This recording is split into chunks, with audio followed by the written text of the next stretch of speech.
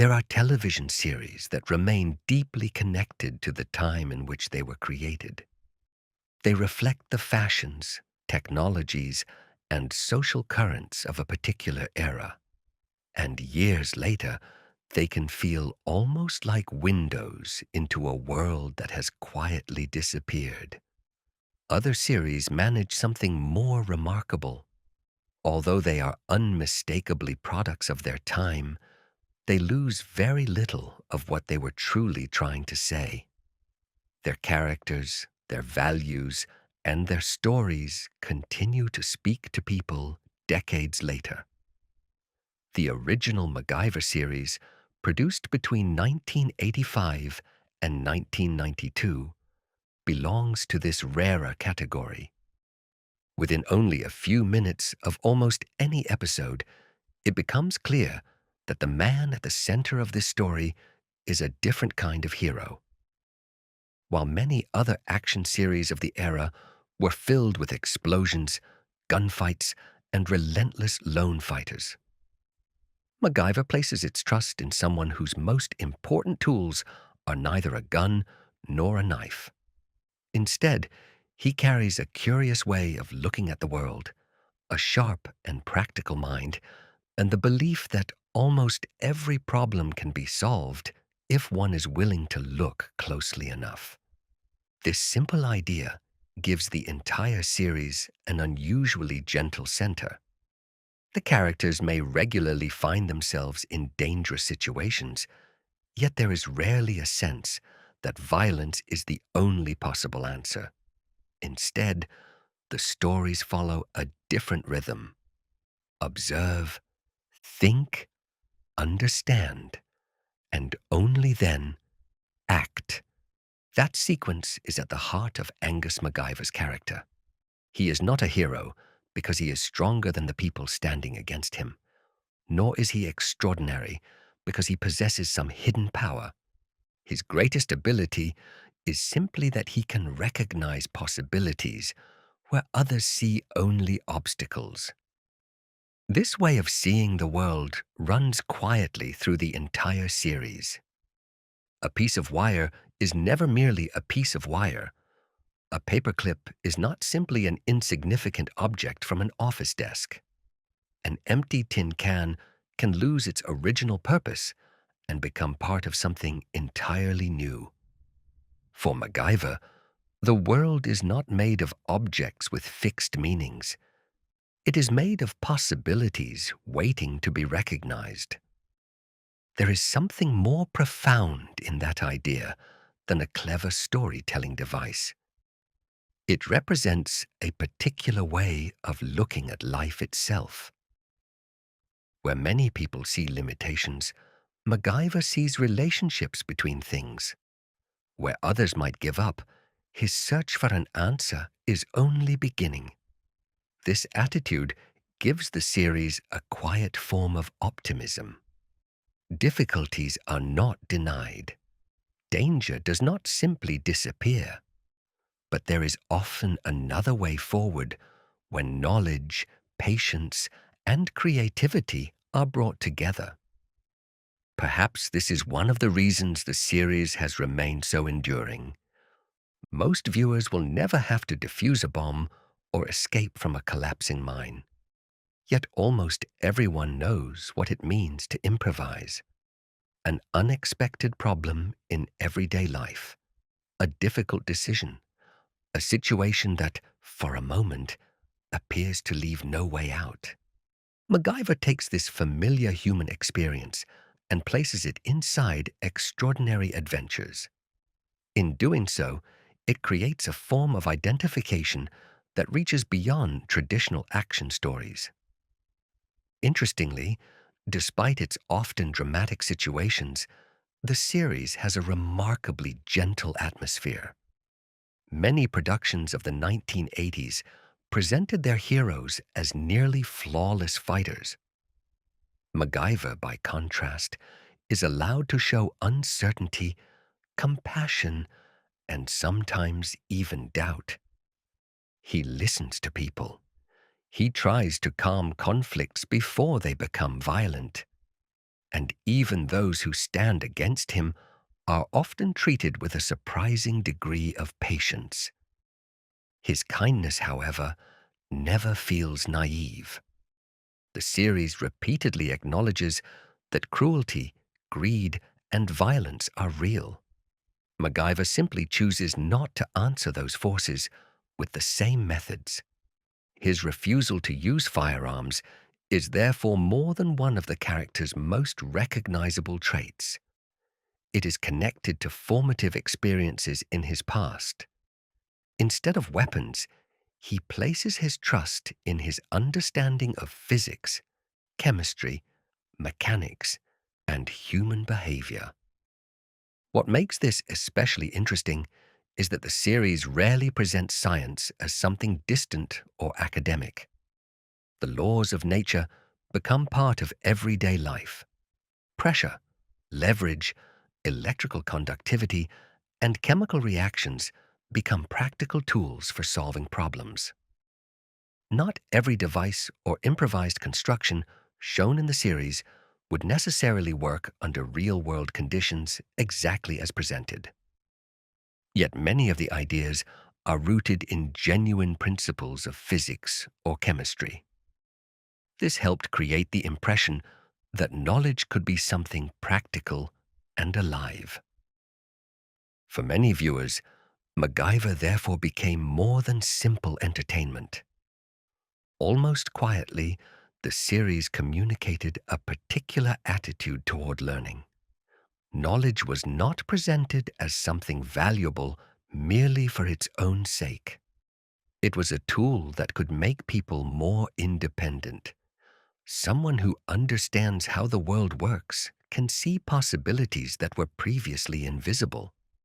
Education, in this sense, becomes not something distant or elitist, but something deeply practical. That idea remains surprisingly relevant. As technology has become increasingly complicated, and as many of the systems surrounding us have become difficult to understand, MacGyver recalls an older and perhaps simpler form of curiosity. The series encourages us to take things apart, at least in the figurative sense, to understand how they work, to look beneath the surface, and through that understanding, to become a little more aware of the world around us. Yet for all the importance of ingenuity, the series ultimately lives through its people. Again and again, MacGyver encounters individuals whose stories reach far beyond the immediate mission. Scientists, children, villagers, pilots, agents, doctors, and ordinary craftsmen all carry their own hopes, fears, and experiences into his world. Many episodes, therefore, derive their meaning not simply from the question of whether a mission will succeed, but from the way people respond to one another when circumstances become difficult. This is another quality that sets the series apart from many of its contemporaries. Not every encounter ends in a spectacular climax. Some stories are almost contemplative. Others revolve around trust, forgiveness, or the willingness to accept responsibility. And some reveal how even decisions made with the best intentions can lead to consequences no one expected. Slowly, a picture emerges of a world that, despite all its dangers, is not fundamentally cynical. Perhaps this is where the true legacy of MacGyver can be found. The series does not tell the story of an invincible hero.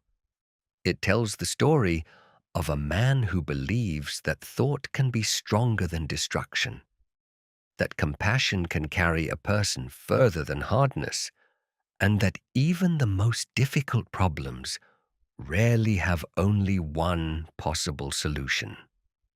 There is something almost timeless in that belief, because no matter how much technology, politics, or society may change, one question remains familiar. How do human beings respond when they are confronted by something difficult? Do they answer with fear, violence, and resignation? Or do they search for creative paths that protect life rather than destroy it? In the world of MacGyver, the answer is remarkably clear. Heroism does not come from perfection.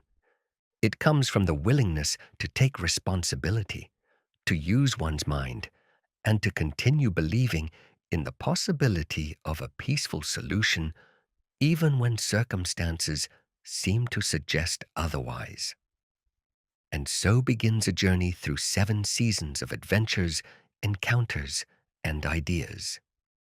A journey whose greatest strength may not lie in the ingenious solutions themselves, but in the quiet faith behind them. The faith that there is almost always another way. And that sometimes the most powerful tool a person can carry is simply the willingness to look at the world differently.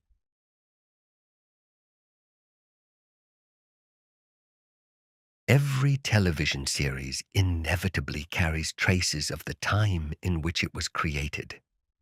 Sometimes they can be seen in the clothes worn by its characters or in the architecture of its cities.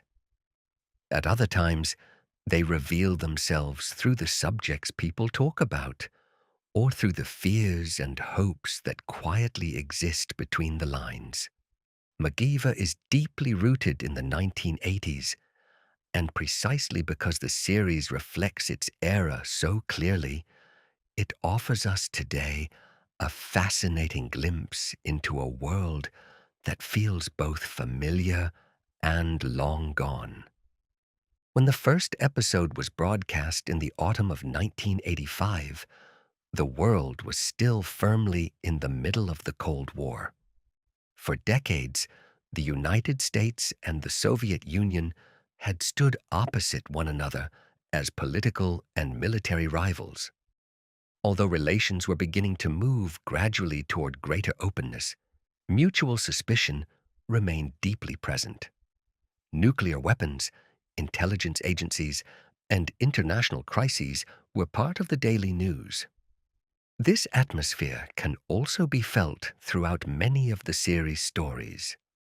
Again and again, MacGyver's assignments take him to places where political tensions shape everyday life. Covert operations, stolen research, or rival intelligence services often form the background of an episode. Yet there is something notable in the way the series approaches these conflicts. It rarely creates simple images of good and evil between nations. Agents from foreign governments and international criminal organizations appear repeatedly, but the real conflict is usually not between countries. It is between different moral choices. People act out of fear, greed, revenge, or a desire for power. At the same time, there are characters on every side who show compassion, reason, and a sense of responsibility. This restraint distinguishes MacGyver from many productions of the same period. Rather than exploiting political tensions for their own sake, the series often uses them as a setting for more universal human questions. How far should science be allowed to go? When can loyalty become dangerous? Can trust develop even between people who have lived for decades surrounded by suspicion? Questions like these remain remarkably familiar. The technological world was also going through a period of transition. Computers were gradually finding their way into businesses and government institutions, but they were far from being an ordinary part of private life. Mobile phones already existed, yet they were expensive and specialized devices, and the Internet, as we understand it today, had no meaningful place in the everyday lives of most people. For this reason, Many scenes in the series can feel almost unhurried when viewed from the present. Information cannot simply be retrieved within seconds. Maps are studied on paper. Messages reach the characters through radios, telephones, or face-to-face meetings. When someone needs help, there is often no possibility of simply sending a message and waiting for assistance to arrive. These limitations shape the entire rhythm of the stories. MacGyver is frequently on his own, not because nobody wants to help him, but because help simply cannot arrive in time. As a result, his surroundings become more important. Every cave, every vehicle, every workshop, and every abandoned building can become a possible source of a solution. This creates a sense of adventure that is closely connected to the technological limitations of the period. The way science is presented also differs from many modern portrayals. In MacGyver, research often feels almost handcrafted. Laboratories are filled with instruments, tools, and carefully assembled experiments. Scientists are not portrayed simply as distant geniuses, but as people who observe, make mistakes, and learn from experience. This fits naturally with the central character. MacGyver possesses an impressive understanding of the natural sciences, yet he rarely presents himself as someone who needs to lecture others. Instead, when circumstances allow, he explains connections calmly and in a way that people can understand.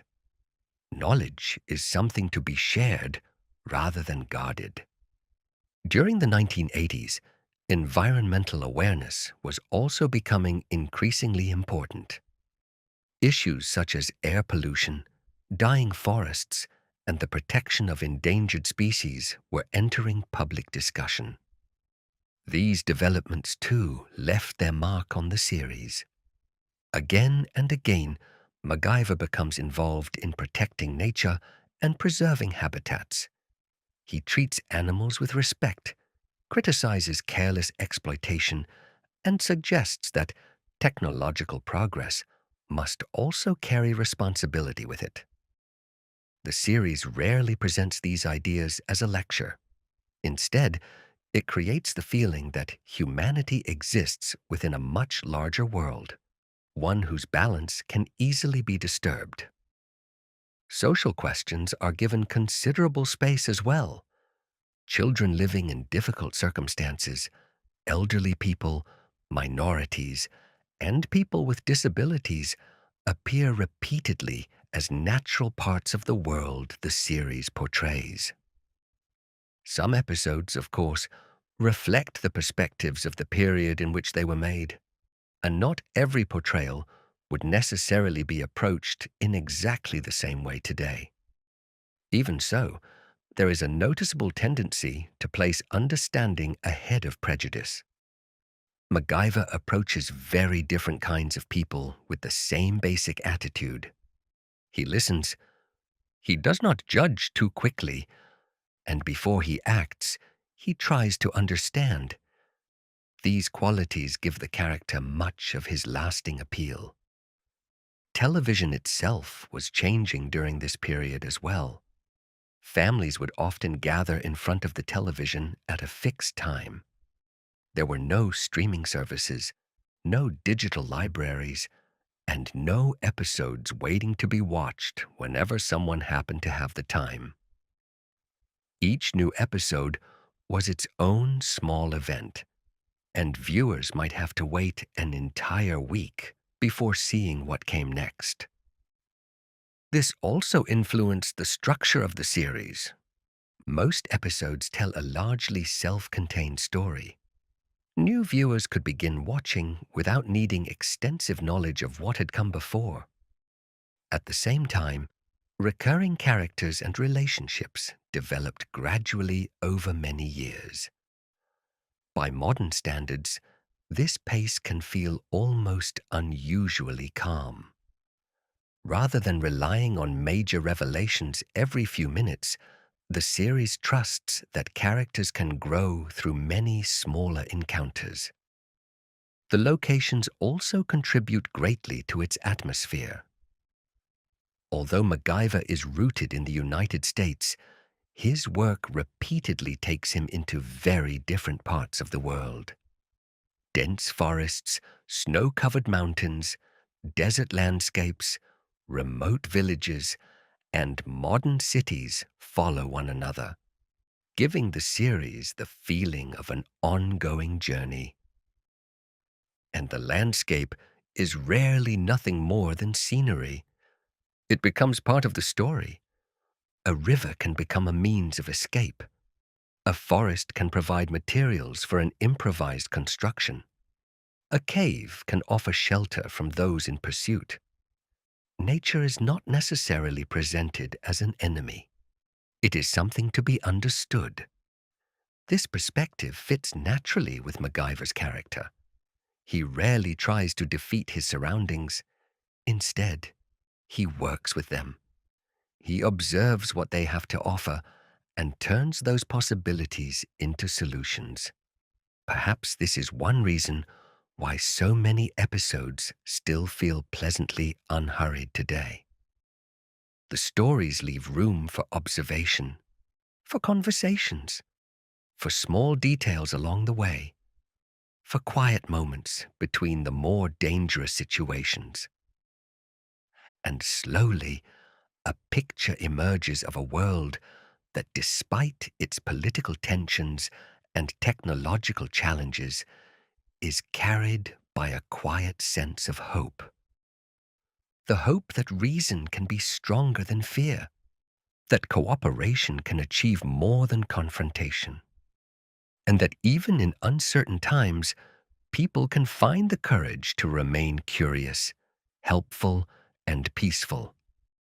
It is within this historical and social landscape that MacGyver begins his journey, not as an infallible action hero, but as a symbol of an attitude that places knowledge, humanity, and creativity above violence. Perhaps that is why the series became more than simply a product of its decade. It remains at the same time a reflection of the 1980s and a quiet expression of values that may have been shaped by that particular era, but whose meaning was never confined to it. Before Angus MacGyver became a television character, he first became an idea. The creators of the series were not looking for a hero whose greatest strength came from physical superiority. They wanted someone who could solve problems in a way that invited the audience to think along with him. Today, that idea may seem familiar.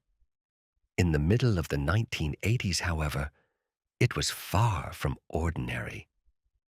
At the time, the action genre was often shaped by muscular lone fighters. They defeated their opponents through weapons, strength, and determination. MacGyver seemed almost like the opposite of that ideal. He was athletic and courageous, but he had no need to demonstrate his physical strength. His most remarkable quality was not found in his hands, but in his mind. What makes his intelligence particularly interesting is that the series never presents it as a supernatural gift. MacGyver possesses an unusually broad range of knowledge, but that knowledge feels learned rather than magical. He observes carefully, remembers scientific principles, and connects different pieces of information. His solutions rarely appear from nowhere. More often, they emerge from patient attention. That is one reason many of his inventions feel believable. They usually begin with a quiet moment.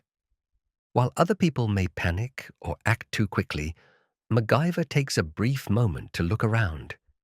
His eyes move across tools, cables, pipes, plants, or machines. Things that appear random to someone else slowly become part of a larger picture. These quiet moments are among the most important elements of the series. They suggest that creativity does not necessarily come from speed, but from attention. When someone looks closely enough, possibilities begin to appear where there seem to be none. Without ever turning this into a formal lesson, the character introduces a way of thinking that reaches far beyond the adventures themselves. His relationship with failure is equally revealing. Not every idea works immediately. Some constructions have to be changed. Sometimes there are only seconds available, and even then, the right answer does not immediately become clear. The series allows its central character moments of uncertainty. That is part of what makes him human. MacGyver does not have complete control over every situation. He improvises, and improvisation always means dealing with incomplete information. This separates him from the traditional image of the genius who already knows everything. MacGyver does not necessarily possess every answer in advance. Instead, he discovers connections when they become necessary. His greatest strength is therefore not knowledge alone, but the willingness to think flexibly. Curiosity is another essential part of his character. Throughout the series, MacGyver encounters people from very different backgrounds: scientists, pilots, craftsmen, archaeologists, doctors, and farmers all possess experiences that may be useful to him. He never treats knowledge as something that belongs to him. To MacGyver, understanding is something that continues to grow. This openness makes him an unusually attentive listener. Even in dangerous situations, he takes other people seriously. Children receive the same attention as professors. Different cultures are approached with respect. Again and again, the series suggests that solutions can emerge when people are willing to learn from one another. Of course, MacGyver has weaknesses as well. He often accepts responsibility for people he barely knows. In doing so, he repeatedly places himself in danger. His willingness to help can cause his own needs to disappear into the background. Friendships are interrupted, relationships fail, or never have the opportunity to fully develop because his work continually takes him somewhere else. A certain loneliness follows him through much of the series. Although many people care about MacGyver, he spends a large part of his life moving from one place to another. His true home seems less like a particular location and more like the conviction that he should be wherever his help is needed. There is a quiet melancholy in that idea. Behind the friendly smile is a man who has experienced loss. The series gradually hints at formative events from his childhood and youth. The early loss of his father, in particular, leaves a lasting mark. His dislike of firearms is not simply a matter of personal preference either. It grows from experiences that made the consequences of violence deeply personal to him. For MacGyver, violence is never an abstract concept. It always has consequences for real people. Yet the series reveals these parts of his history with considerable restraint. There are few long explanations or extended attempts to define his past. Instead, the audience gradually learns about him through small remarks, memories, and encounters. His history becomes something discovered over time. This allows him to remain somewhat mysterious without ever becoming distant. Another important part of his personality is his sense of humor. MacGyver makes jokes, but rarely at someone else's expense. Even under considerable pressure, he retains a certain lightness. His humor often seems less like an attempt to draw attention to himself and more like a way of easing fear or giving someone else courage. That says something important about him. He rarely searches for recognition. After a successful rescue, praise is usually less important to him than the simple relief that nobody was seriously harmed. His modesty feels almost effortless, and perhaps that is why it remains convincing. Even his appearance reinforces this impression. The simple leather jacket, practical shirt, sturdy jeans, and solid footwear suggest someone prepared to adapt to whatever situation awaits him. Nothing about him appears excessively polished or theatrical. Even his famous pocket knife is never treated as a magical object. It is simply a tool, useful, versatile, and still limited. This sense of practicality is an important part of MacGyver's accessibility. He does not live in a world of unreachable perfection. His abilities come from practice, attention, experience, and a willingness to keep learning. The series therefore creates the impression that creativity is not reserved for extraordinary people. It can belong to anyone who is willing to look at the world with curiosity. Across the 7 seasons, MacGyver changes gradually. He gains experience, loses people who matter to him, makes new friends, and encounters situations that challenge the beliefs he has carried with him.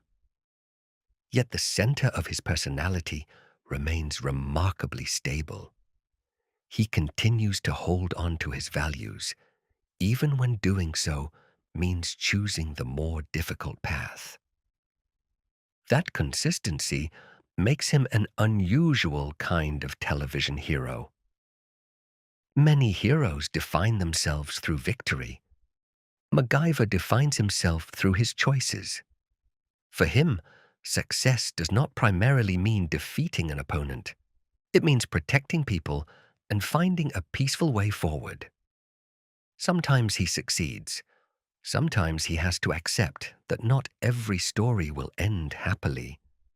Yet even then, he does not abandon his belief that compassion and reason can ultimately achieve more than hatred and violence. Perhaps that is where the deeper appeal of the character lies. MacGyver does not represent an unreachable superhero. He represents a possibility of being human. He reminds us that intelligence does not require arrogance, that courage does not have to be loud, that kindness is not a weakness, and that even in the most dangerous moments, the person who makes the greatest difference may simply be the one who pauses first, observes what is around them, and thinks. In this way, Angus MacGyver becomes more than the central character of an adventure series. He becomes a symbol of a particular attitude, an attitude that places patience above haste, understanding above prejudice, and creativity above destruction. Perhaps it is this quiet consistency that explains why his stories have retained their particular atmosphere for so many years. The world around him may change, the problems may take different forms, and the tools in his hands may belong to another era, but the underlying idea remains familiar. There is always something more to notice, another connection to discover, another way forward.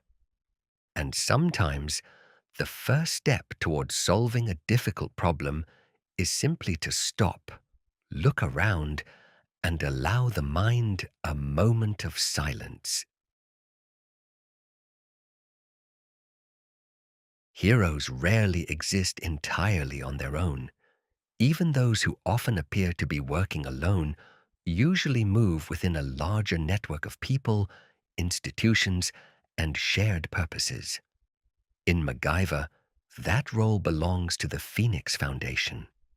It forms one of the quiet centers of the series, a place from which many journeys begin and to which the stories repeatedly return. At first glance, the organization is difficult to place. It is not a conventional government agency.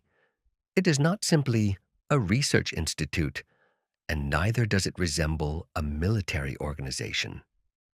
Its particular character comes precisely from this openness. The Phoenix Foundation brings different responsibilities together around one central idea.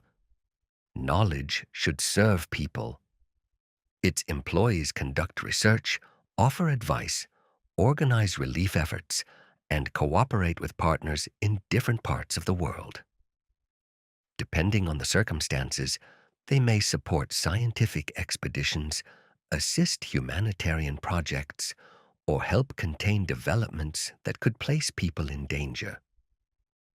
The organization therefore appears to possess an influence that extends well beyond national borders. The series rarely explains its exact structure in great detail. Much is deliberately left open.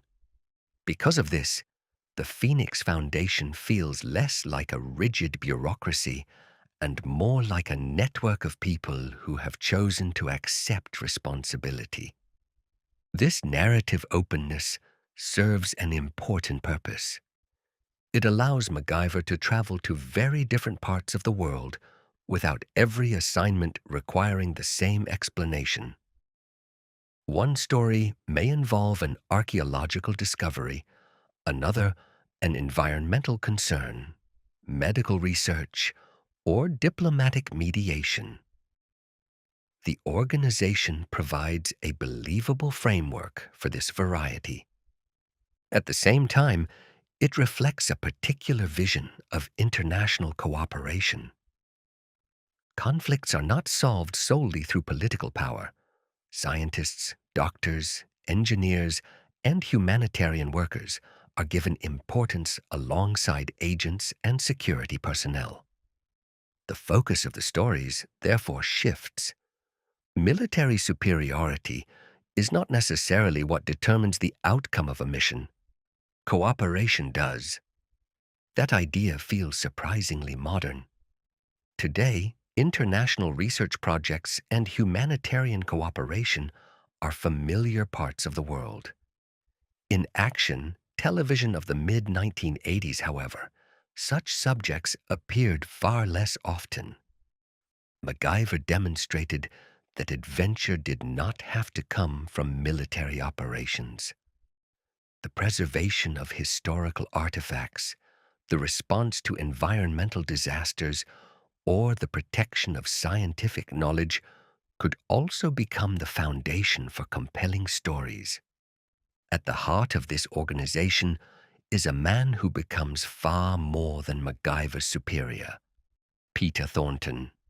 Over the course of the series, the relationship between the two develops into one of its quietest and most dependable connections.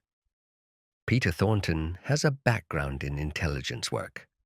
His experiences have made him cautious, but not cynical. He understands the darker side of international conflicts and knows that decisions can have consequences far beyond the moment in which they are made. Perhaps for that reason, he places considerable trust in MacGyver. That trust does not come from blind optimism. Peter knows that MacGyver works in unconventional ways. He understands his independence and is well aware of his reluctance to use firearms. Yet he continues to send him into difficult situations because he believes those very qualities can sometimes achieve more than simple force. Their relationship feels less like the traditional relationship between a superior and an employee. It often resembles a long friendship. Peter offers advice listens, and intervenes when necessary. At the same time, he respects MacGyver's judgment. He rarely attempts to control every detail of an assignment. This mutual trust becomes one of the most stable foundations of the series.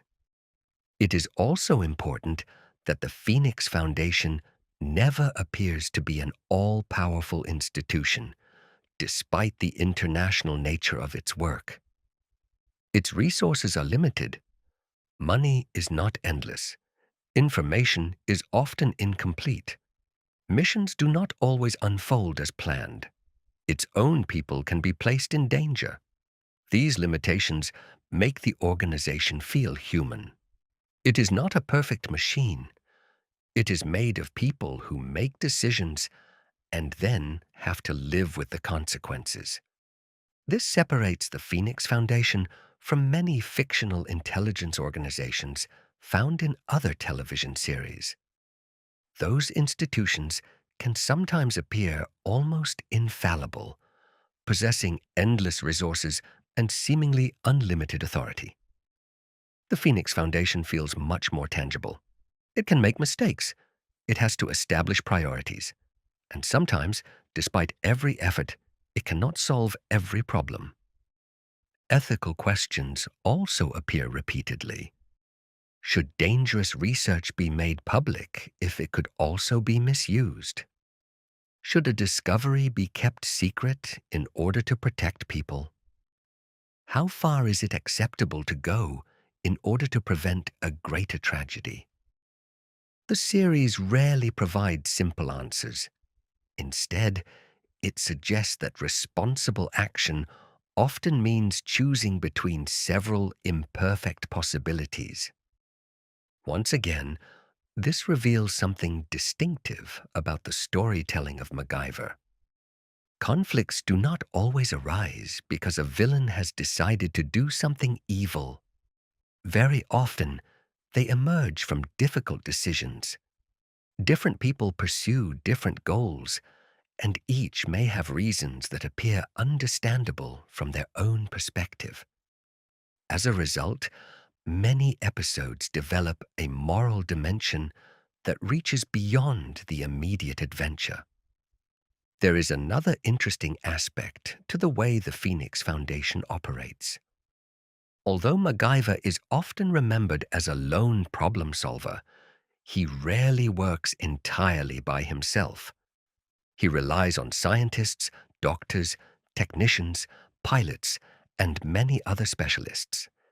Each person brings a different kind of knowledge. No one is capable of mastering everything. Through this, the series conveys an idea that remains remarkably timeless. Large problems are usually solved through cooperation. This fits naturally with MacGyver's personality. He is never particularly interested in being the cleverest person in the room. He is interested in finding the best solution. And when that solution comes from someone else, he has no difficulty recognizing it. That modesty strengthens the trust others place in him. There is also something interesting about the organization's name. For centuries, the phoenix has been used as a symbol of renewal, hope, and beginning again after destruction. The creators of the series never explicitly explained whether this symbolism was intended to be central to the organization. Even so, the association fits the role of the foundation remarkably well. Again and again, it becomes involved in helping people after a crisis. It assists with rebuilding, protects scientific knowledge, or attempts to prevent disasters before they occur.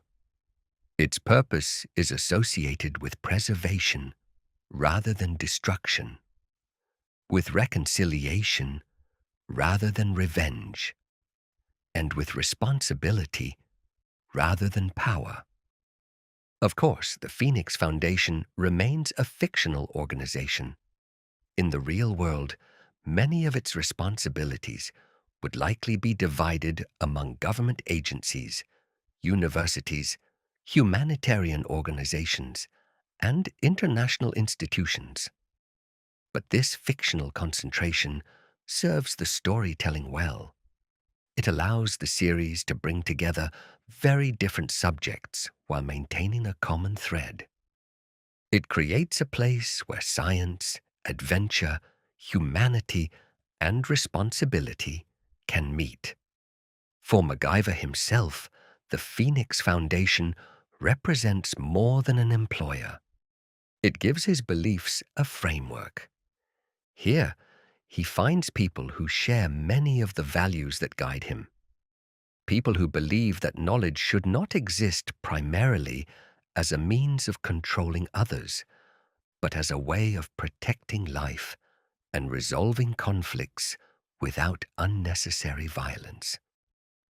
Perhaps this community is one reason MacGyver never becomes a solitary figure of revenge, despite the dangers he repeatedly faces. Behind him stands a network built on trust, experience, and cooperation. His assignments may take him across the world, but somewhere in the background, there is always a place to return to.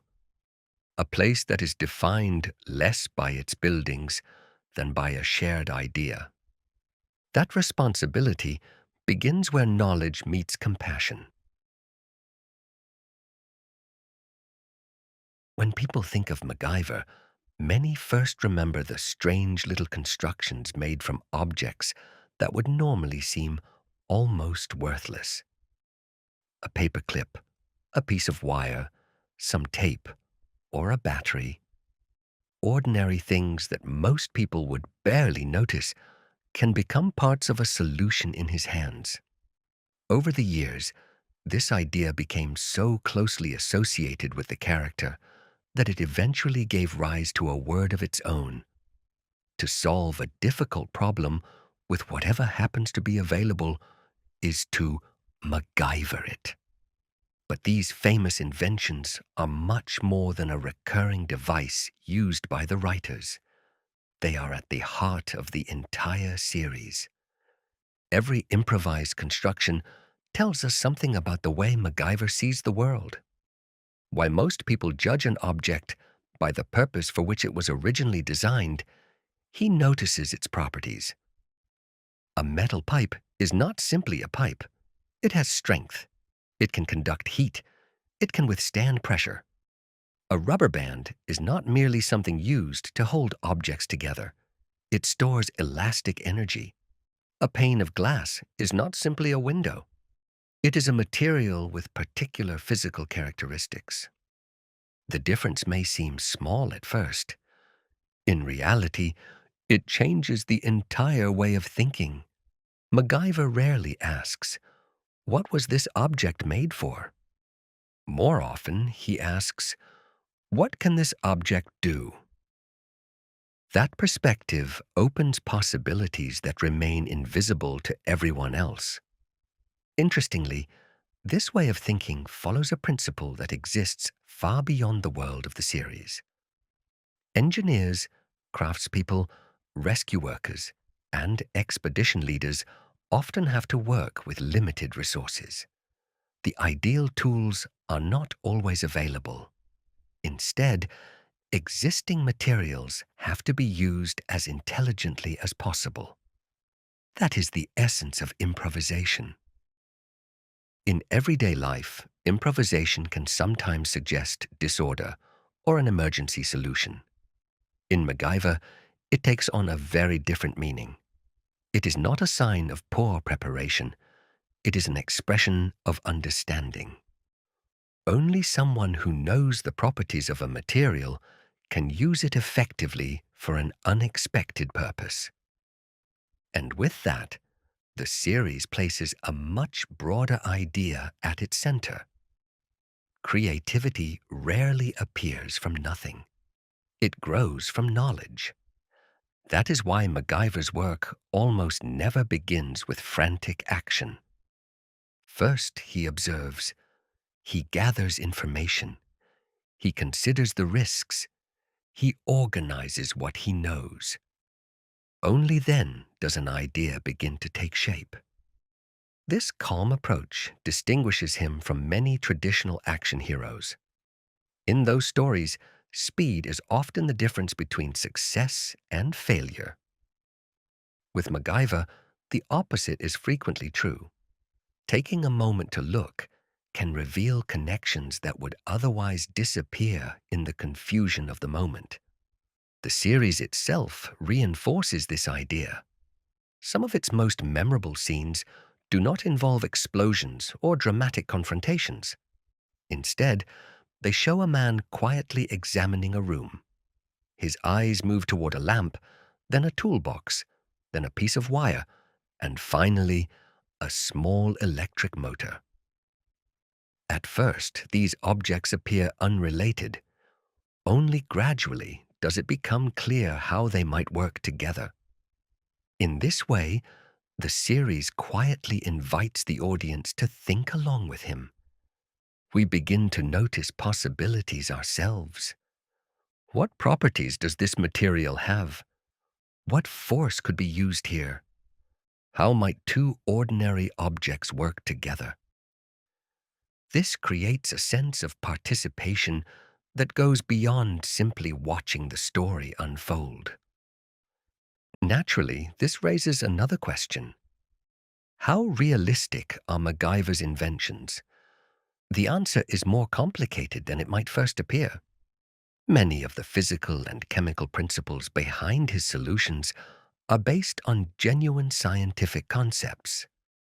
Leverage, electrical conductivity, pressure, and basic chemical reactions are often represented through recognizable principles of science. But the series compresses time and effort. A construction that might require considerably more planning, preparation, or material in reality can appear within a matter of minutes. Some solutions work more reliably within the dramatic world of television than they would outside it. Others would be far more dangerous in practice or simply would not function as shown. It is therefore useful to distinguish between the scientific principle behind an idea and the dramatic way in which the series presents it. MacGyver was never intended to be an engineering textbook. Its purpose is to demonstrate how scientific thinking can help a person approach problems creatively. That message remains meaningful regardless of the occasional exaggerations. There is another aspect that can easily be overlooked. MacGyver almost never builds something in order to cause harm. Even when explosives are involved, they are generally used to create an escape route, remove an obstacle, or protect people. His inventions are overwhelmingly defensive in nature. This reflects his broader philosophy. Technology itself is neither good nor evil. What matters is how it is used. The idea appears throughout the series. The same scientific knowledge can save a life or destroy one. Responsibility, therefore, does not come from the tool itself. It comes from the choices made by the person holding it. In a sense, MacGyver is also a story about trust. The central character trusts that the world can be understood. He trusts that natural laws will behave consistently. He trusts that careful observation can lead to knowledge. And he trusts that knowledge can create new possibilities for action. This gives the episodes a depth that reaches beyond their practical inventions. Behind every improvised construction lies the same basic conviction. Problems are rarely impossible. Often, what is missing is simply the right perspective. That idea is not limited to technology.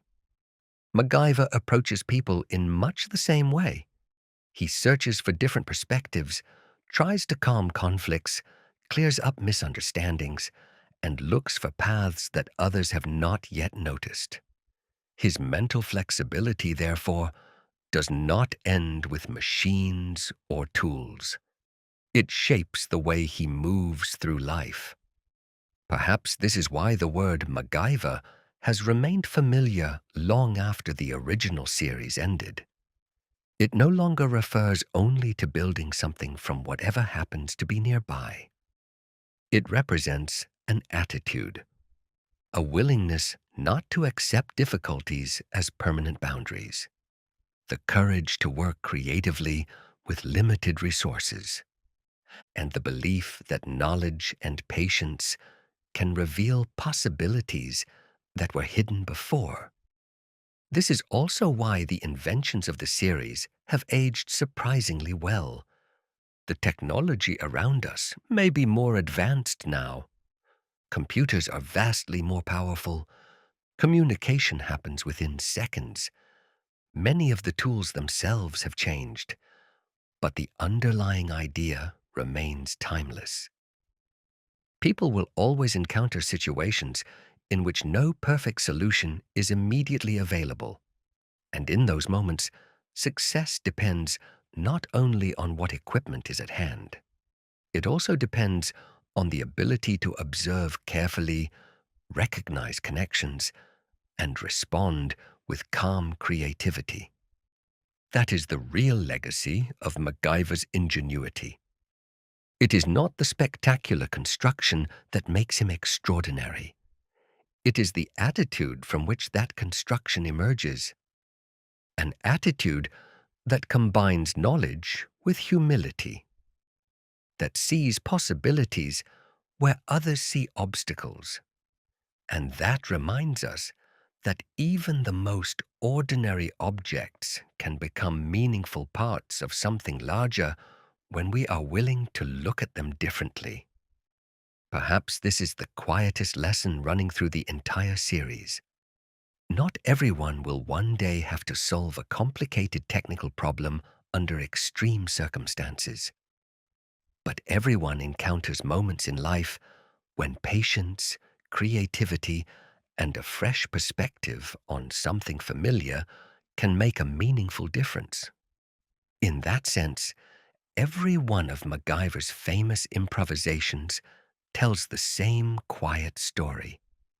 The world contains far more possibilities than we usually notice at first.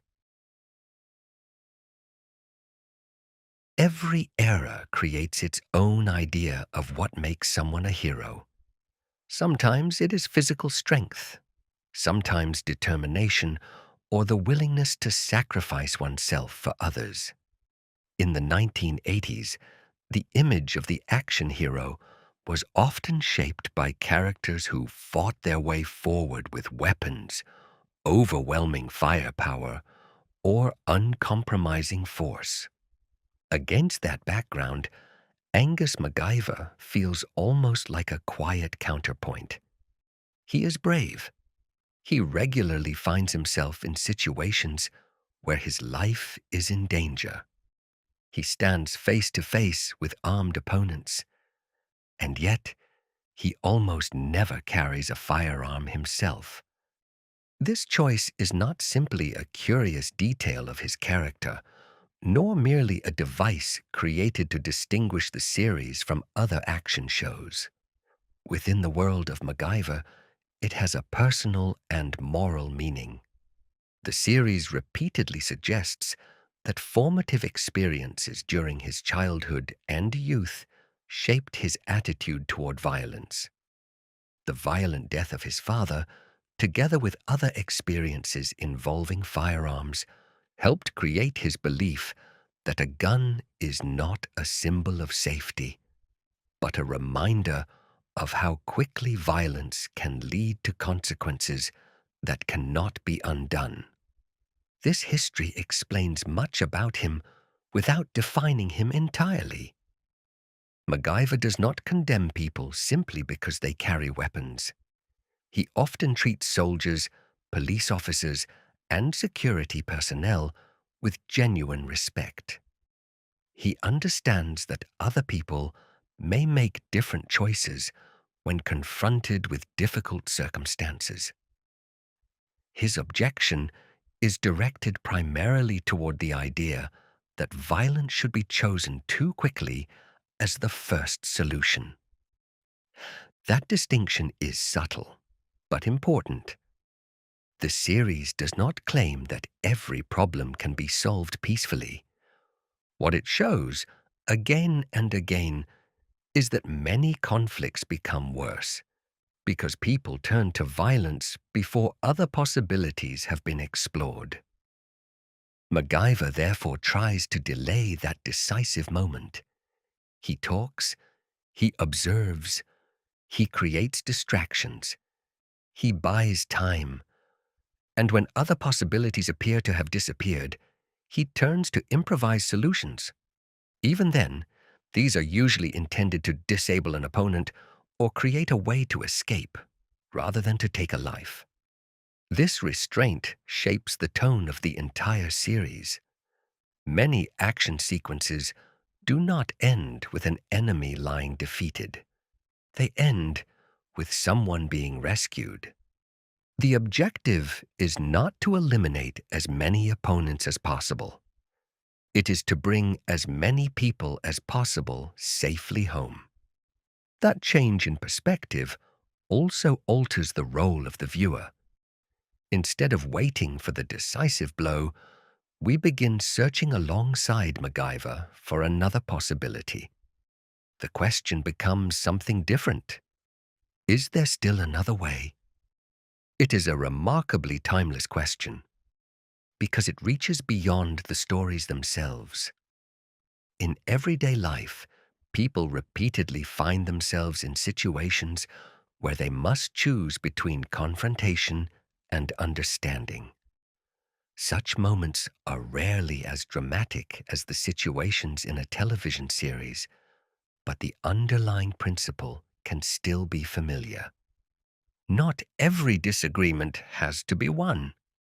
Sometimes it is enough to prevent it from becoming worse. MacGyver embodies precisely this attitude. He does not fight people. He fights situations. The distinction may seem small, but it changes the way many of his stories can be understood. Even when facing an adversary, he often tries to look beyond the role of enemy. He considers what might be driving that person: fear, desperation, greed, ideology.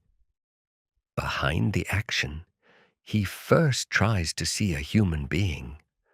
Of course, this approach has limits. There are people who cannot be persuaded. There are moments when words fail. And there are opponents whose determination leaves almost no possibility for peaceful agreement. The series does not pretend otherwise. In fact, this is part of what makes MacGyver's choices convincing. He remains committed to his principles even when they place him in greater danger. Refusing to use weapons does not make his life easier. Quite the opposite. It repeatedly forces him to find new solutions under enormous pressure. His pacifism is therefore not a comfortable path. It requires courage, patience, self-control, and a willingness to accept personal risk. These qualities become especially visible when other characters question his attitude. MacGyver repeatedly encounters people who believe that violence is the fastest or perhaps the only effective solution. Some see his restraint as naive. Others believe that his refusal to use weapons could place innocent people in greater danger. The series rarely answers these criticisms through long speeches. Instead, it allows MacGyver's actions to speak. Again and again, he succeeds in protecting people precisely because he refuses to take the easiest path. Not every story confirms his beliefs in absolute terms, but many demonstrate that patience and ingenuity can create possibilities that violence would have destroyed forever. Richard Dean Anderson's performance is an important part of this effect. His MacGyver rarely sounds as though he is trying to teach anyone a lesson. He does not preach. He does not place himself above others. He simply lives according to what he believes. That quiet confidence gives the character much of his credibility. The audience is not made to feel as though it is listening to a moral lecture. Instead, it watches a person whose values naturally shape his actions. The series also offers an unusual definition of courage. In many stories, bravery means moving directly toward danger. MacGyver expands that idea. Here, courage can also mean taking a step back so that clear thinking remains possible. It can mean staying calm under pressure. It can mean refusing to let fear or anger make the decision. This form of courage is quieter. Perhaps that is exactly why it can feel so powerful. It requires a kind of strength that is directed inward rather than outward. Self-control, responsibility, the ability to preserve one clear thought in the middle of chaos. Over the course of the series, it becomes clear that MacGyver's nonviolence is not a rigid ideology. It is an expression of a deep respect for human life.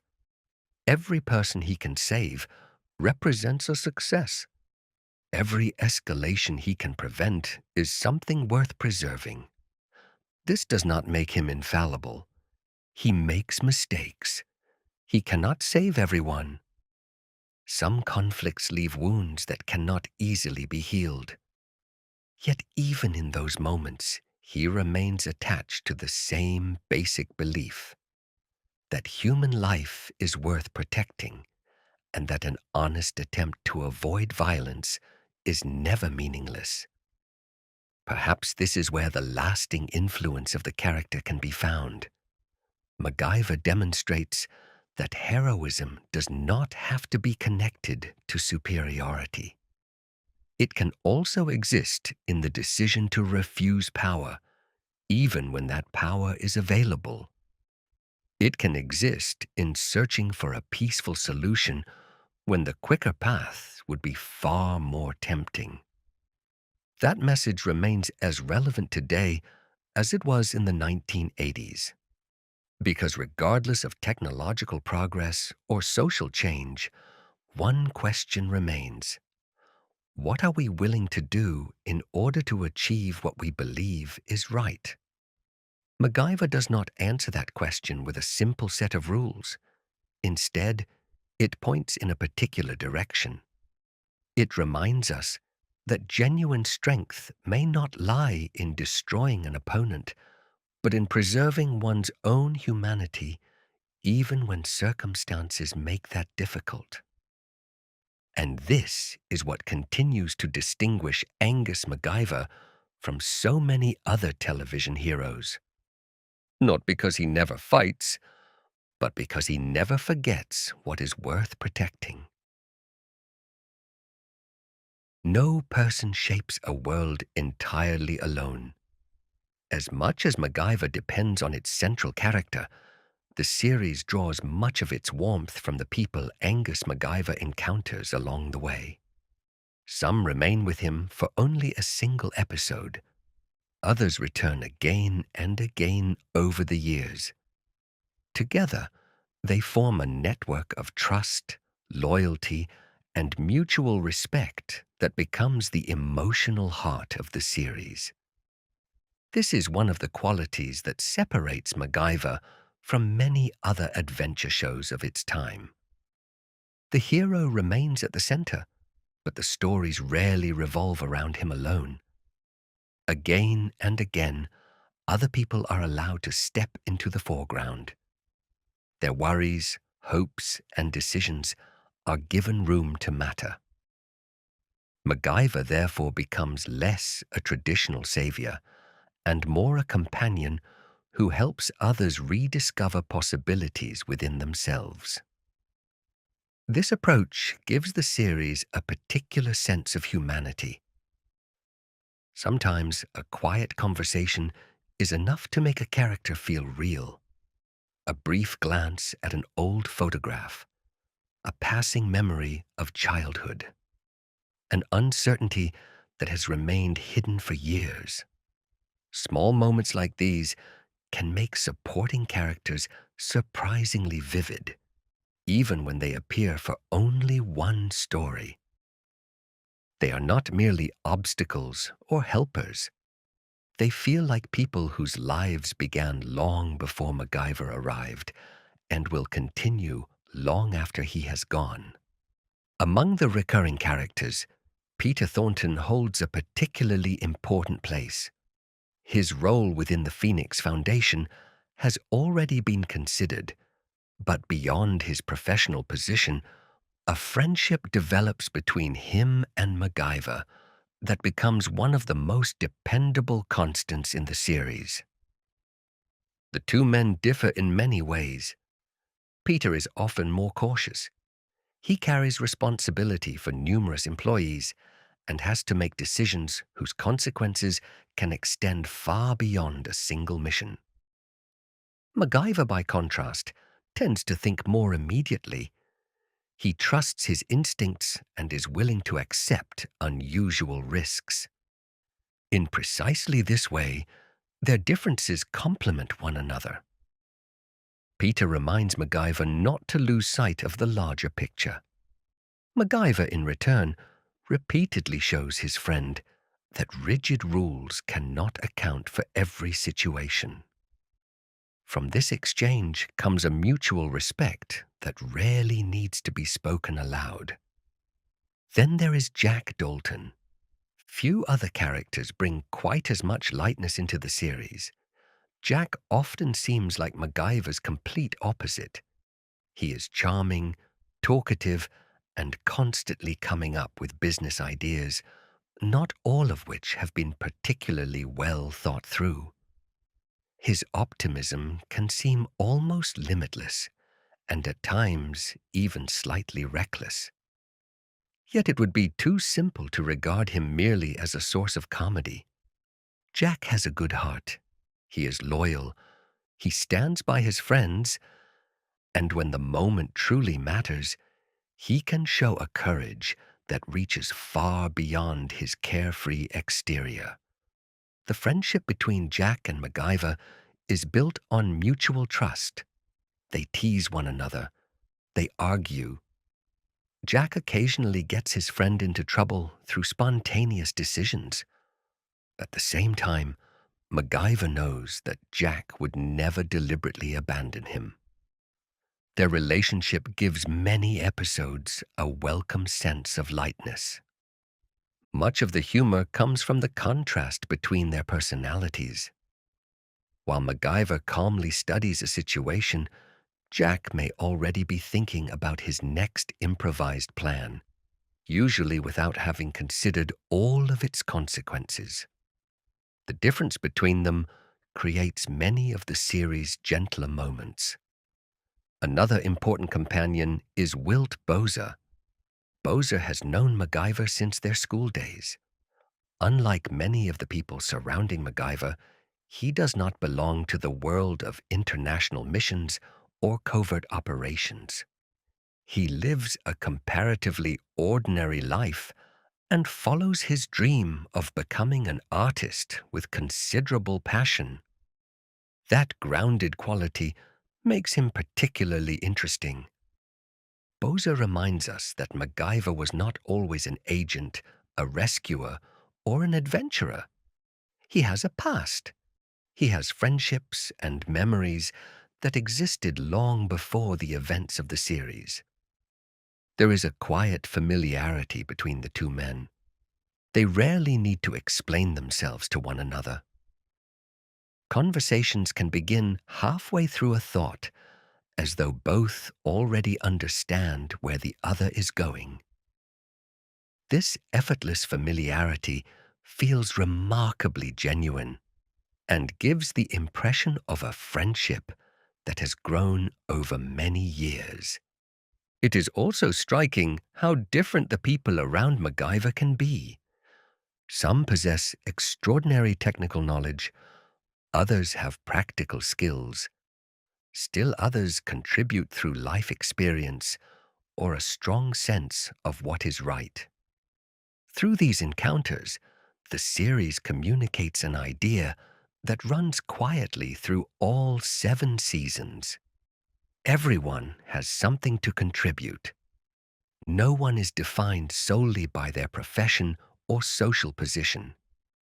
A mechanic may notice the one detail that matters. A child may see something an adult has overlooked. An elderly woman may remember something that changes the course of an entire story. This appreciation of different kinds of ability gives the series much of its warmth. Animals occasionally play an interesting role as well. MacGyver approaches them with much the same respect he shows to people. Horses, dogs, birds of prey, and wild animals are not merely decorative elements. They often reinforce the connection between the main character and the natural world, as well as his desire to protect life in all its forms. His attitude toward people who initially appear to be enemies is equally revealing. Again and again, distrust can eventually give way to cooperation. People recognize their mistakes, reconsider their position, or find the courage to accept responsibility for earlier decisions. The series believes in the possibility of change. Of course, that possibility does not always become reality. Some people remain committed to their chosen path. Others are defeated by fear or ambition. But the willingness to give another person a chance before passing judgment remains one of MacGyver's strongest moral instincts. This is also why many departures from his temporary companions feel unexpectedly reflective. MacGyver often leaves a place without knowing exactly what will happen to the people who remain behind. Some he will never see again. Others may cross his path years later. This open-ended quality creates the impression that every person has a story of their own, whether or not the camera continues to follow them. Over the course of the series, a wide network of acquaintances, friendships, and long-standing companions gradually takes shape. It is not a fixed ensemble in the way many modern television series are. It is more like a living network, constantly changing and expanding. People enter, others disappear, new relationships form, old friendships deepen. This movement gives the world of MacGyver a remarkable sense of life. Perhaps that is one reason the series remains so pleasant to return to after all these years. It does not tell stories only about extraordinary adventures. It tells stories about trust, about helping one another, about discovering that no person has to face every difficulty alone. MacGyver may often appear to be a solitary figure, but his story is actually shaped by the people around him. They give weight to his decisions, meaning to his successes, and comfort to his failures. Without them, he would simply be a gifted problem solver. Through friendship, he becomes the character that generations of viewers have remembered. And because these relationships are rarely exaggerated into grand emotional dramas, but instead develop slowly and naturally, they leave a lasting impression. They remind us that trust seldom grows through dramatic gestures. More often, it is built through many small moments, shared experiences, quiet conversations, and the simple certainty that when the important moment arrives, someone will still be there. Through this network of friends and allies, the world around MacGyver has taken shape. And within that world stands one particular figure who repeatedly challenges everything those relationships represent. An opponent who tests not only MacGyver's abilities, but the principles that lie beneath them. Few characters embody that contrast as clearly as Murdoc. Every great hero eventually seems to encounter an opponent who grows beyond the role of an ordinary antagonist. While many adversaries appear for a single story and then disappear, certain rivalries develop over years, creating a relationship that becomes part of the identity of the series itself. In MacGyver, that relationship has a name that remains inseparable from the original series: Murdoc. Among the many opponents Angus MacGyver encounters, Murdoc occupies a very particular place. Not because he commands a powerful organization or possesses extraordinary scientific abilities. His importance comes from his personality and from the way he repeatedly challenges MacGyver on a much more personal level. Murdoc is not a conqueror. He is not a dictator. He is not a scientist consumed by grandiose ambitions. He is an assassin, a man whose life revolves around deception, disguises, careful preparation, and the precise execution of a plan. It is this apparent simplicity that makes him so effective. While many villains display their power openly, Murdoc prefers the shadows. He watches his targets, studies their habits, and waits until the right moment to act. Patience comes as naturally to him as precision. From his earliest appearances, he gives the impression of someone who almost never acts without preparation. He thinks several steps ahead. He plans his escape routes. He anticipates mistakes. And even when one of his plans fails, he almost always seems to have another way of escaping what should have been the end. This creates one of the most recognizable qualities of his character. Murdoc never seems to stay defeated. Again and again, he survives situations that appear impossible to survive. Explosions, falls, and injuries that seem fatal rarely mark the true end of his story. Instead, he returns, sometimes after only a few episodes, sometimes much later. From a modern perspective, the idea may seem familiar. Yet within the television landscape of the 1980s, Murdoc developed into an unusually memorable character. Viewers could never be quite certain when he would appear again. And with every return came a strangely playful question. How did he survive this time? The series rarely offers a detailed explanation. Often, a brief remark or an ironic smile is enough. Murdoc's return is less something that needs to be explained than something the audience simply accepts. In this way, he acquires almost a mythical quality.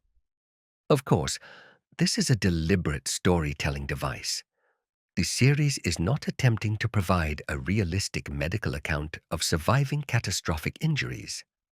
Instead, it creates an adversary who can return like a shadow, appearing again and again in MacGyver's life. What makes Murdoc especially effective is that despite his profession, he is rarely loud or openly furious. He seldom loses control. His voice remains calm. His movements are measured. That composure makes him even more unsettling. It creates the impression of a man who does not carry out his work in moments of uncontrolled anger, but with something resembling the precision of a craftsman. And yet, Murdoc has a sense of humor. It is simply a very dark kind of humor. He enjoys wordplay. He makes ironic observations. At times, he seems to enjoy the confrontation with MacGyver almost as much as the assignment itself. This lightness gives the character an unusual complexity. He is not merely a cold killing machine. Instead, he becomes someone who appears to take genuine pleasure in surprising people and turning their expectations against them. This is where the contrast with MacGyver becomes particularly clear. Both men are intelligent. Both observe their surroundings carefully. Both are capable of improvising when their plans begin to fail. Yet their purposes could hardly be more different. MacGyver uses creativity to preserve life. Murdoc uses that same creativity to take it. This symmetry is one of the most fascinating elements of their relationship. In a sense, both characters demonstrate that intelligence has no moral direction of its own. It is a tool. The human being using it determines what that tool becomes. Murdoc, therefore, does not represent the opposite of knowledge. He represents the opposite of responsibility. Psychologically, his character becomes even more interesting as the series progresses. There is an increasing impression that MacGyver has become more than an obstacle to him. Something personal begins to emerge between them, something that goes beyond the ordinary relationship between an assassin and the person standing in his way. It is almost as though Murdoc is searching for a challenge, not simply success, but competition. MacGyver is one of the few people capable of disrupting his plans. Perhaps this helps explain why their encounters gradually become more personal. At the same time, some caution is necessary here. The series never explicitly explains all of these motivations. The idea that Murdoc develops a particular fascination with MacGyver is a widely accepted interpretation among viewers, but his exact reasons are never completely defined. That openness is part of what keeps the character intriguing. The tone surrounding Murdoc also changes somewhat over the course of the series. His actions remain serious, yet his later appearances sometimes acquire a more exaggerated and almost playful quality. His disguises become more elaborate. His escapes become increasingly elaborate and spectacular. His seemingly endless ability to survive danger begins to take on an almost self-aware, mischievous quality. Some viewers interpret this as a deliberate choice by the writers.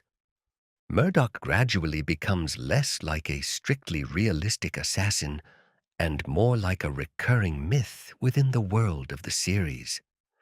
A shadow that never quite disappears. And because of this, his appearances carry their own particular atmosphere. When Murdoc enters a story, the rhythm changes. The danger becomes more personal, more unpredictable. MacGyver knows that he is facing an opponent who has studied him carefully and learned from their previous encounters. This separates Murdoc from most of the other adversaries in the series. Many villains appear only once. Murdoc grows alongside the central character. Every encounter carries the memory of the ones that came before. Both men understand each other's way of thinking a little better each time. Their rivalry therefore becomes a quiet game of chess, in which brute force matters less than patience, deception, and mental flexibility. Perhaps this is what explains Murdoc's unusual place within the series. He is not the most powerful opponent, not the wealthiest, not the most politically influential, but he is the most personal. He does not merely test MacGyver's ingenuity, he challenges his deepest conviction that compassion and humanity retain their value even when confronted with the most dangerous people.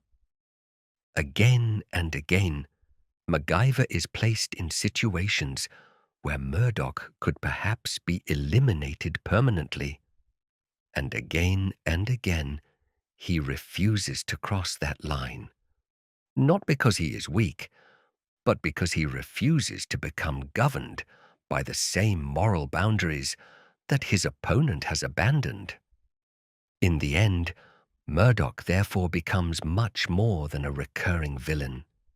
He becomes the dark mirror of the central character, a reminder that the same intelligence, the same creativity, and the same determination can be used either to protect life or to destroy it. Perhaps this is why Murdoc remains one of the most significant adversaries in the original series. Not because of the number of times he appears, not because of the spectacular ways in which he escapes, but because every encounter with him returns to one of the central questions of MacGyver. What truly makes a person strong? Their abilities, or the way they choose to use them? As strongly as Murdoc has shaped the image of the classic adversary in MacGyver, it would be too narrow to reduce the world of the series to that one rivalry. Across 7 seasons, Angus MacGyver encounters a remarkable variety of people whose goals and motivations could hardly be more different. This is one of the particular strengths of the series. It largely avoids a simple world in which good and evil are always clearly separated. There are certainly characters whose actions are driven by cruelty or a hunger for power. But MacGyver also frequently encounters people who make terrible decisions because of fear, desperation, or a tragic misunderstanding. This gives many of the conflicts a distinctly human dimension. Not every opponent is a criminal.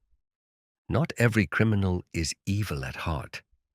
And not everyone who initially needs help remains on the right side of the law.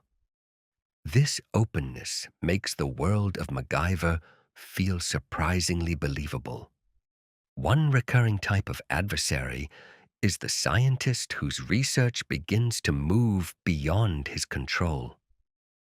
These characters are rarely the stereotypical mad inventors found in older adventure stories. More often, they begin with good intentions. They want to fight disease, develop new sources of energy, or create technological advances that might improve people's lives. Only later do their discoveries fall into the wrong hands or produce consequences that nobody anticipated. Here, the series raises a fundamental question. Is a researcher responsible for the way his work is eventually used? There is no simple answer. Instead, MacGyver explores the difficult relationship between knowledge and responsibility. Science is presented neither as an unquestionable promise of salvation nor as an inherent threat. What matters, again and again, is the human being who decides how knowledge will be used. Another recurring type of opponent is the mercenary. These characters generally act not because of an ideology, but because they are being paid. Money replaces moral commitment. Loyalty has value only for as long as someone is willing to purchase it.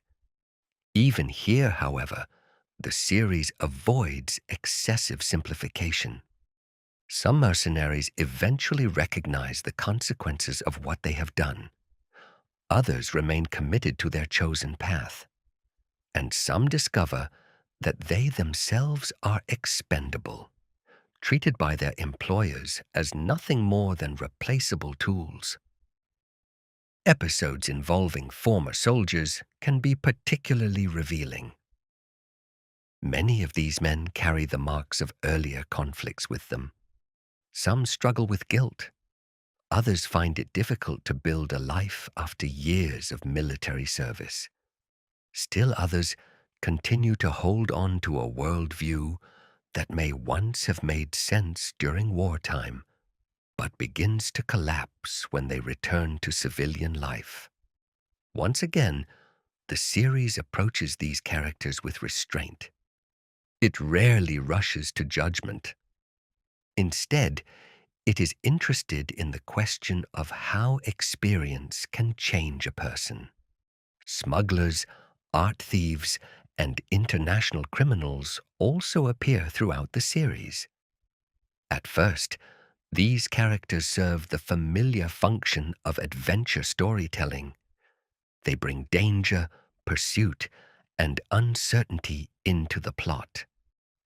Yet even here, there are often small details that make them more human. A smuggler may be worried about his family. A thief may be acting out of desperation. A con artist may eventually recognize the damage he has caused.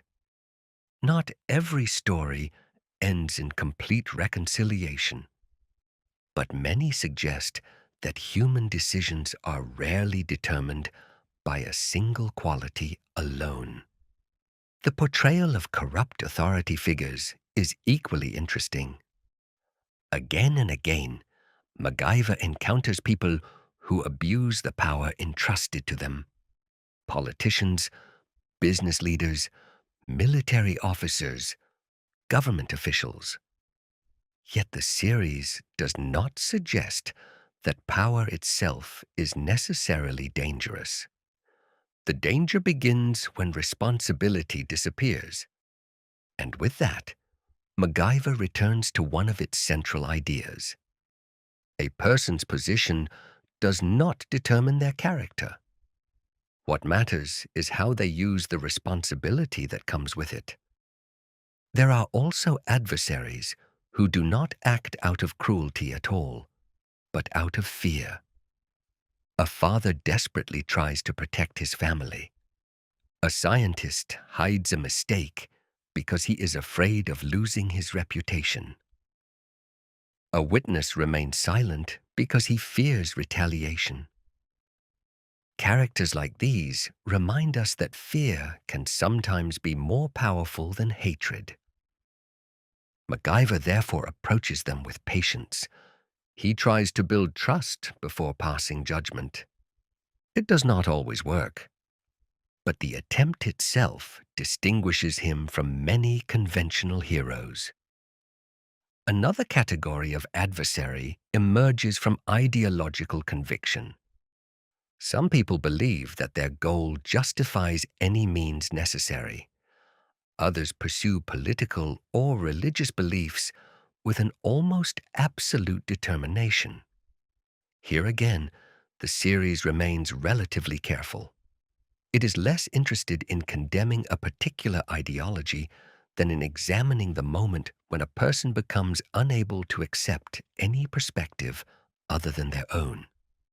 Fanaticism is therefore presented less as the property of one particular group and more as a danger inherent in human thinking itself.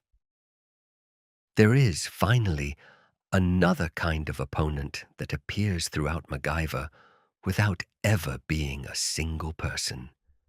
Nature, a snowstorm, a cave, a forest fire, a powerful river, a desert. At first, such stories may seem unusual. After all, nature has no evil intentions. And precisely for that reason, the series does not treat it as an enemy. Natural forces know neither hatred nor mercy. They simply follow their own laws.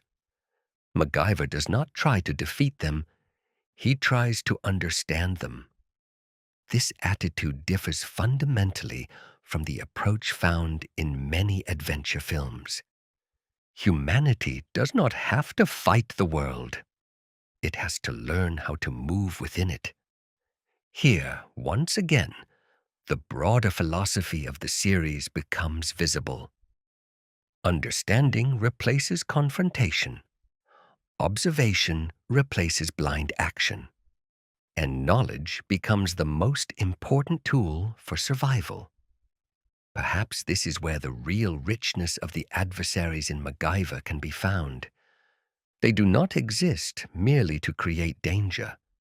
Each one illuminates another aspect of human nature: greed, fear, ambition, revenge, desperation, fanaticism, or the desire to be recognized. MacGyver does not respond to all of these motivations in the same way. Every situation requires a different solution. Every person has to be understood anew. This variety prevents the series from falling into simple patterns. Instead of an endless struggle between hero and villain, it presents a world filled with difficult choices and imperfect people. Murdoc remains the most extraordinary exception within that world. Yet precisely because the series presents so many different forms of human motivation, his character becomes even more striking. He does not simply represent evil. He stands at the farthest edge of a spectrum in which most people occupy a place, somewhere between light and shadow. Perhaps this is one of the quieter messages within MacGyver. The most dangerous opponents are not always the ones carrying the most powerful weapons. Often, they are the decisions people make when fear, greed, or desperation take control. And the way back can begin with something very simple. A question: what choice do we make next?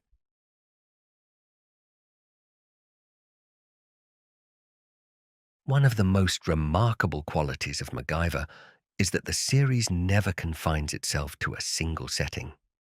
The story repeatedly returns to the Phoenix Foundation and to the United States, yet much of its appeal comes from constant movement. MacGyver's work takes him across continents, into major cities and remote landscapes, into research facilities, as well as dense forests, deserts, and mountain ranges. Because of this, the series can almost feel like a travel journal. Every new place brings its own challenges. It is not only the people who are different, but also the environment, the culture, and the circumstances in which MacGyver has to act. The world feels vast, varied, and filled with unexpected encounters. What is particularly striking is that the locations rarely remain simple scenery. They influence the story. A snow-covered mountain requires different decisions from a tropical rainforest. A desert creates different challenges from a densely populated city. Again and again, MacGyver has to adjust himself to his surroundings. This is one reason the episodes can feel so varied. Expeditions into remote regions are a recurring element. At times, MacGyver accompanies scientists searching for rare plants or historical sites. At other times, he assists relief teams in places that are difficult to reach, or finds himself in circumstances where nature itself becomes the decisive factor. These stories often possess a particular sense of calm. Rivers, forests, and mountain ranges are given time to exist on screen. The landscape is allowed to establish its own atmosphere. It is not merely a background, but becomes almost a quiet character within the story. The series repeatedly expresses a deep respect for the natural world. MacGyver does not approach nature as something that must be conquered. He observes what it has to offer. A stream can provide water, but it may also provide energy. A tree offers shade, yet it may also become part of a rescue device. Rocks, plants, and weather conditions are rarely meaningless details. Each has properties that can be understood and, when necessary, used. There is almost something of the naturalist in this way of thinking. Observe, understand, adapt. Only then act. Cities provide a different kind of challenge. Many episodes take MacGyver into busy metropolitan environments where streets, harbors, industrial sites, and office buildings create their own forms of danger. Unlike the wilderness, the threats here are often created by people. Pursuits move through narrow streets, warehouses, and corridors. Information has to be obtained. Trust has to be earned. Meetings have to take place without attracting attention. Even in these environments, MacGyver remains true to his usual approach. He relies less on physical superiority than on awareness. He notices small details that other people overlook: an unusual movement, a door that has been left open, or an apparently insignificant object that later becomes an important clue. Scientific facilities form another recurring part of his work. Laboratories, research stations, and technical installations often provide the starting point for a story. Here, adventure and science become particularly closely connected. New discoveries may promise progress while also creating new dangers. The central conflict often begins when knowledge is stolen, misused, or placed in the wrong hands. These stories make one principle especially clear. The series never treats technology as something isolated from the rest of society. Every invention can have consequences. Every discovery carries responsibility. This is one reason research facilities so often become central locations within the stories. Another appealing aspect of MacGyver's missions is the movement between solitude and companionship. Sometimes he is completely on his own. He has to find a way out without assistance, improvise with whatever is available, and make decisions within moments. In other stories, he works with small teams: scientists, doctors, pilots, local guides, volunteers. Each encounter changes the character of the episode. Sometimes the story becomes one about cooperation, sometimes about trust, sometimes about having the courage to accept responsibility. This variety prevents the series from becoming repetitive. It is also notable how often children become part of MacGyver's journeys. He does not speak to them as though they were incapable of understanding the world around them. He explains things clearly, takes their questions seriously, and trusts them to make meaningful contributions. Some children notice clues that adults have missed. Others remind MacGyver that hope and curiosity still have a place even in difficult circumstances. These encounters give many episodes a particular warmth. Stories involving historical places and cultural traditions can have a similar effect. Archaeological sites, old legends, and regional customs appear repeatedly as elements within the adventures. Yet the emphasis is rarely on uncovering some spectacular mystery simply for its own sake. More often, the series expresses respect for history and cultural heritage. MacGyver approaches unfamiliar cultures with genuine curiosity. He listens, he observes, and he tries not to judge too quickly. This distinguishes him from many traditional adventure heroes, who sometimes treat foreign places primarily as stages for their own exploits. At the same time, it is important to remember that MacGyver remains a product of the era in which it was made. Some countries and cultures are represented in ways that can appear simplified from a modern perspective. Locations occasionally stand in for places they do not geographically resemble, and production budgets and practical limitations inevitably led to compromises. Even so, the underlying respect for different ways of life remains noticeable. The world is not presented simply as a collection of exotic settings. It is presented as the home of many different kinds of people. Another reason these missions remain memorable is their unpredictability. MacGyver often does not know where an assignment will ultimately lead. A simple request can become a rescue operation. A scientific investigation can turn into a pursuit. A minor technical problem can uncover a much larger conspiracy. This openness keeps the series alive, not because it constantly depends on shocking twists, but because every story is allowed to develop its own rhythm. Some episodes deal with large-scale danger. Others focus more closely on individual lives, and some bring both together.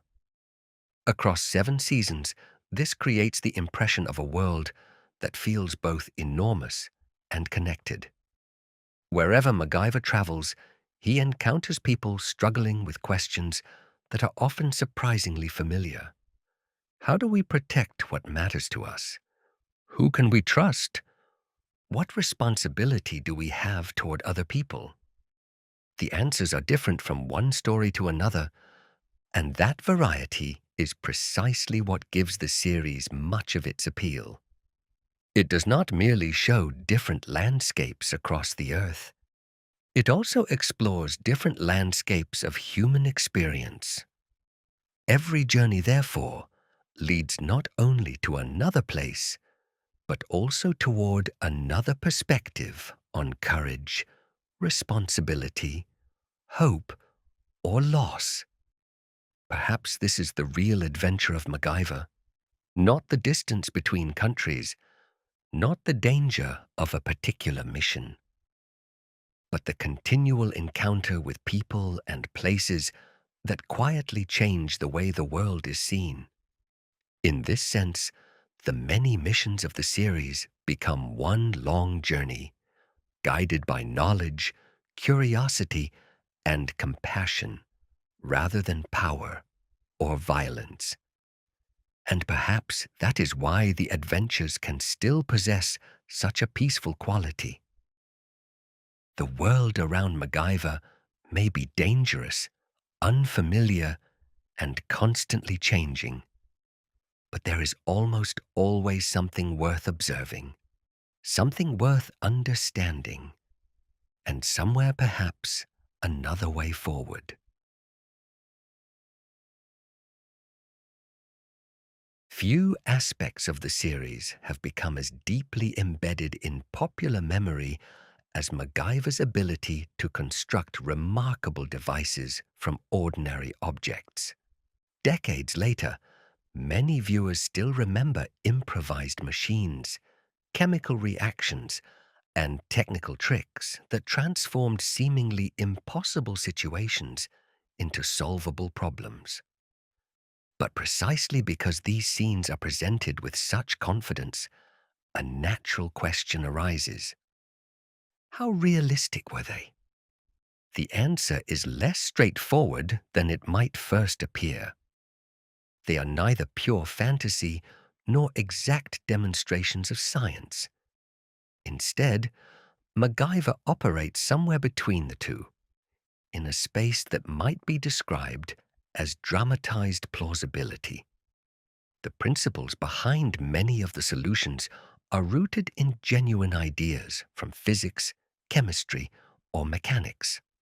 For television, however, they are simplified, compressed, or made more effective than they would necessarily be in real life. That balance is part of what makes the scenes so convincing. They feel possible, even when the real process would be considerably more complicated.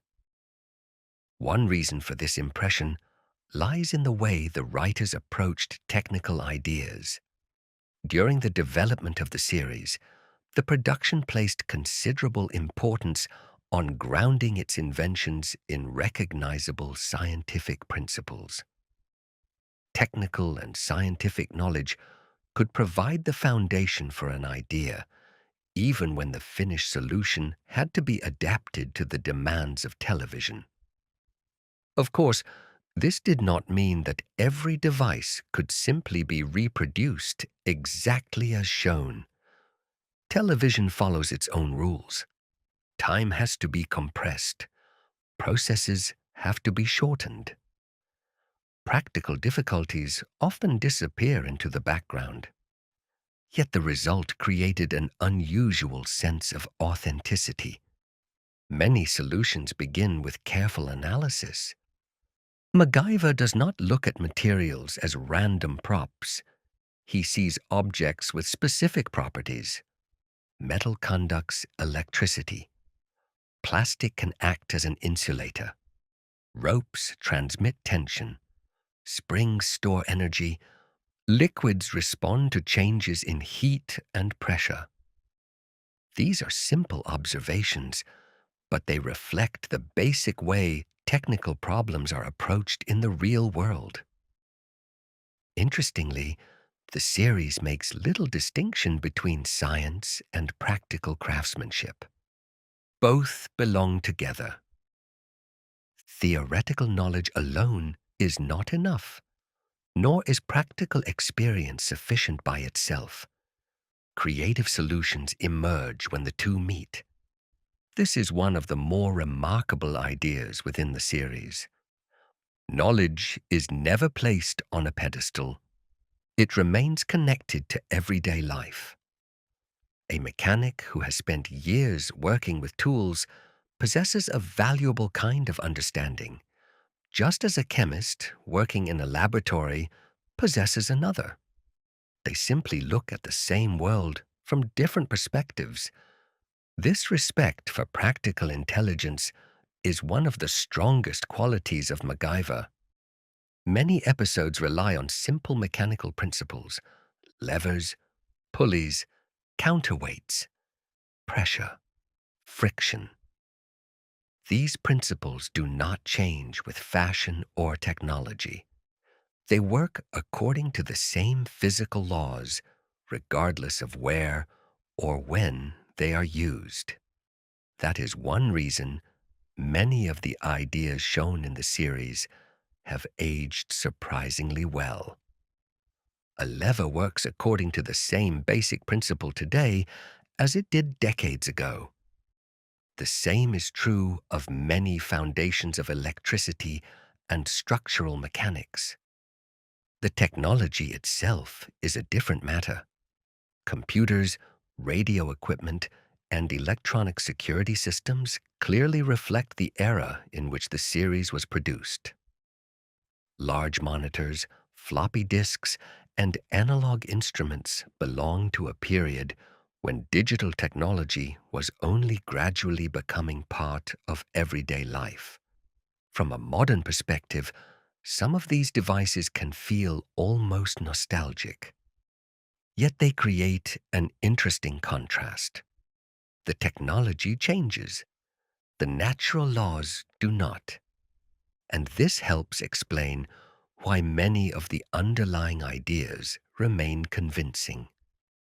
There are, of course, plenty of moments when reality is simplified for the sake of storytelling. Some chemical reactions take place far more quickly than they normally would. Electrical constructions work with remarkable reliability. improvised devices sometimes produce results that would require considerably more material, preparation, or time in the real world. These exaggerations are part of the adventure genre. They are not necessarily intended to deceive the audience. They allow the story to move forward at a pace that television requires. The important distinction is that the series does not generally rely on magic. Its solutions are usually presented as the consequences of recognizable principles. Even when their practical execution is simplified, the underlying idea often remains scientifically grounded. This is one of the things that separates MacGyver from many other productions. Problems are not solved by mysterious technology or unexplained miracles. They are solved through observation, thought, and understanding. MacGyver's attitude toward knowledge is equally important. He does not use science primarily to impress people. When there is time to explain something, he usually does so calmly and clearly. Often, only a brief remark is necessary to show why a particular approach might work. Through this, the series communicates an important idea. Complex subjects do not necessarily have to be explained in complicated ways. Clarity is not the opposite of depth. Quite the contrary, someone who truly understands a principle can often explain it more simply. Over the years, this educational quality also contributed to the series' reputation for inspiring interest in science and technology among younger viewers. An episode was never meant to function as a laboratory manual, and the invention should not automatically be treated as instructions for real-world experimentation. But the series encouraged a valuable attitude. Science is not simply a subject that exists inside a classroom. It is all around us. In a piece of wood, in a magnet, in the behavior of water, in the light from a lamp, in the tension of a spring. Suddenly, ordinary objects no longer seem entirely ordinary. They become small examples of how the world works. Perhaps this is where the series' greatest scientific achievement lies. Not in presenting perfect experiments, but in creating curiosity. Because almost every improvised construction begins with the same simple question. Why? Why does this material behave this way? Why does this force produce that result? Why does heat change a substance? These questions are at the beginning of scientific thinking, not finished answers, but genuine interest. That is why MacGyver remains so distinctive. It does not present knowledge as a collection of formulas to memorize. It presents science as a way of looking at the world, carefully, patiently, with an openness to unexpected connections, and with a willingness to learn from observation. Perhaps this explains the lasting impression the series has left on so many viewers. Even when individual episodes fade from memory, a more basic conviction often remains. Problems can become solvable when we are willing to examine them carefully. That idea reaches far beyond physics or chemistry. It describes a way of thinking that can be useful almost anywhere. First observe, then understand, and only afterward act. Seen from this perspective, MacGyver's famous inventions are ultimately about more than technology. They express a quiet respect for reason, for the human ability to understand the world without needing to dominate it, and perhaps That is where their greatest kind of truth can be found.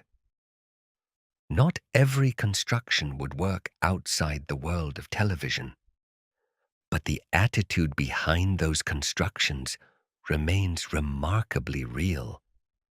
The belief that the world can be observed, understood, and approached with patience, and that even when the perfect tool is missing, understanding itself can become a beginning. At first glance, MacGyver is a series about adventure, about rescue missions, ingenious inventions, and dangerous assignments. But beneath this visible layer lies another story. It unfolds quietly, almost unnoticed, and gives the series much of its unusual depth. It is the story of a particular way of looking at the world. MacGyver never sees his surroundings as a collection of random objects. To him, every object has properties, possibilities, and a value of its own. A piece of wire is not simply wire. An old umbrella is not merely something that has been discarded. A paperclip is not limited to the purpose for which it was originally made. Almost anything can become part of a solution. At first, this perspective may seem purely technical. In reality, it has a surprisingly philosophical dimension, because it describes more than the way we handle objects. It describes the way we perceive possibilities. Improvisation in the world of MacGyver is never the same as acting without a plan. In everyday life, the word often describes an emergency solution. Something does not work as intended, so we quickly find a substitute. MacGyver understands improvisation differently. It does not begin with haste, it begins with attention. Before he acts, he observes. What materials are available? What forces are already present? What connections already exist? He rarely creates his solutions from nothing. He discovers them. The distinction may seem subtle, yet it changes the way we can understand the entire series. MacGyver does not fight against the world. He works with it. Wood has strength. Water flows. Air creates pressure. Metal conducts electricity. The laws of nature are not overcome. They are understood. In this sense, his approach resembles older traditions of craftsmanship. An experienced carpenter understands the qualities of different kinds of wood. A gardener understands the rhythm of the seasons. A blacksmith knows how metal changes when exposed to heat. None of them needs to force nature into complete submission. They work with what is already there. MacGyver follows much the same principle. That is why his inventions rarely feel like victories over nature itself. They are better understood as expressions of respect for the rules that govern it. The symbolism can be taken a step further. Many philosophical traditions have pointed out that human beings do not simply change their surroundings. They must first perceive them. Only careful observation reveals relationships that might otherwise remain hidden. MacGyver embodies this kind of attention. He sees potential where others see obstacles. A locked room does not necessarily mean there is no way out. It becomes a problem to understand. A broken vehicle does not automatically mean that a journey has ended. It becomes the beginning of another line of thought. In this way, the series tells a quiet story about hope. Not hope as an optimistic promise that everything will simply turn out well, but hope as the ability to recognize possibilities. This attitude has a remarkable connection to creative thinking. Creativity rarely grows from unlimited resources. Very often, it emerges precisely because resources are limited. An artist works with a restricted palette. A musician composes for a small ensemble.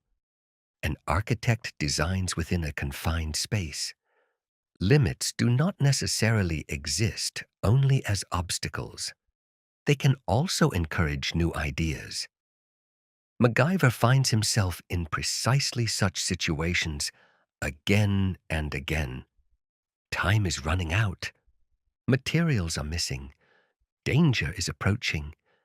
And because of these restrictions, his mind begins to work even more intensely. Improvisation becomes a symbol of human adaptability. Psychologically, this idea carries considerable weight as well. During difficult periods in life, people can experience the feeling that they no longer have any choices. Problems begin to seem impossible. Possibilities appear to disappear one by one. MacGyver's stories suggest something different. Not every solution is immediately visible. Sometimes another perspective is enough. Another thought. A small change in the way a situation is viewed. This is one reason the message remains so timeless. It reaches far beyond technical problems. It applies to ordinary life, to relationships, to professional challenges, to personal crises. Again and again, the underlying question returns.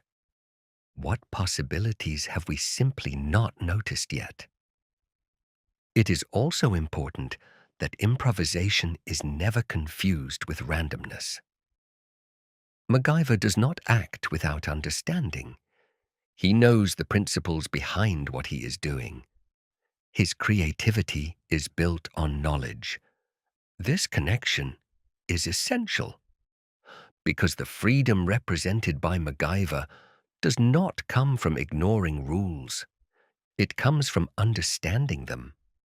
Someone who understands the laws of mechanics can use them creatively. Someone who understands chemical properties can recognize unexpected combinations. Improvisation, therefore, becomes almost a form of prepared thinking brought into practice. Not the opposite of knowledge, but one of its practical expressions. There is also a broader symbolic interpretation that can be applied to the objects that appear throughout the series. From this perspective, some recurring elements can take on meanings beyond their practical functions. The pocket knife is no longer simply a tool. It can symbolize versatility, adaptability, the willingness to approach a problem from more than one direction. Ropes can suggest connection. Bridges can suggest understanding. Light can suggest knowledge. Water can suggest change. These interpretations are not explicitly established as intended messages by the series. They are better understood as broader readings that emerge from recurring motifs. Because the series rarely explains such symbolism directly, these meanings can remain quietly in the background. Another symbolic idea concerns the way MacGyver deals with mistakes. Many of his constructions do not immediately appear in their final form. He experiments. He changes things. He starts again. Failure is not necessarily presented as defeat. It becomes part of the process of learning. This differs significantly from a worldview built around perfection. The series instead suggests that mistakes are unavoidable. The important thing is not to eliminate every error. It is to remain willing to learn from them. Perhaps this helps explain the lasting influence of the character. MacGyver is not inspiring because he never fails. He is inspiring because, after a setback, he begins again. He observes, he thinks, and he searches for another way. Improvisation therefore becomes a symbol of human resilience, not as a heroic battle against a hostile world, but as a quiet dialogue with it. The environment offers possibilities. The human being recognizes them, and from that encounter, something new emerges. Perhaps this is the deepest symbolism within the series. Its true symbol is not the pocket knife, not the spectacular inventions, not even the adventures themselves. The deeper symbol is the belief that even when a situation appears impossible, possibilities may still be hidden within it, provided we are willing to slow down and look carefully. In the end, MacGyver tells us less about inventions than about a way of thinking. A way of thinking that places patience above haste, curiosity above resignation, and understanding above blind force. That may be why the series can still feel surprisingly modern, even decades after it was created. Not because its technology has remained current, but because its view of human beings still speaks quietly to the present. Not every memory of MacGyver is connected to a spectacular rescue. When people look back on the series, they often remember a smile, a quiet conversation, or a small scene that was hardly necessary for the plot, and perhaps remained memorable precisely because of that. Between all the missions, the series repeatedly makes room for ordinary life. People share a meal. They repair an old object. They take a walk. They listen to one another. At first, these moments may seem insignificant, yet they form the emotional foundation that gives the larger adventures their meaning. MacGyver is rarely in a hurry. Even when a mission appears urgent, there is a remarkable calmness to the character. That calm extends into many of his encounters. He listens carefully, rarely interrupts, and has a way of making even strangers feel that what they have to say matters. This attentiveness is also an important part of his humor. Many of his lighter moments do not come from loud punchlines or exaggerated situations. They grow from observation, a brief glance, a dry remark, a quiet smile. Sometimes that is enough to soften an otherwise tense moment. Richard Dean Anderson gives the character a particular lightness in these scenes. His performance rarely feels as though humor has been added artificially. It seems more like a natural response to whatever happens around him. That is one reason many of these moments have aged so well. They do not depend on temporary references or changing fashions. They depend on human behavior, a misunderstanding, a friendly tease, the realization that even a difficult situation can sometimes leave room for a smile. This becomes especially clear in MacGyver's encounters with Jack Dalton. While MacGyver usually takes time to analyze a situation, Jack often acts on impulse.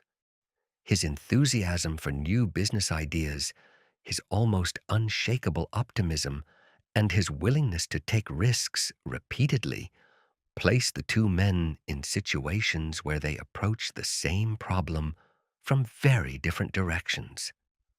Yet the series rarely makes Jack the object of ridicule.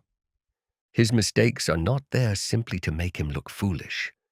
Instead, the humor comes from the familiarity between two friends who have known each other's peculiarities for a long time, and have learned to accept them. There is something warm in this kind of humor. It connects people. It does not exclude anyone. Peter Thornton contributes to the same atmosphere. Over the years, a quiet sense of reliability develops between him and MacGyver. Their conversations sometimes contain a subtle irony, but the mutual respect between them never disappears. Even when they disagree, their exchanges generally remain calm.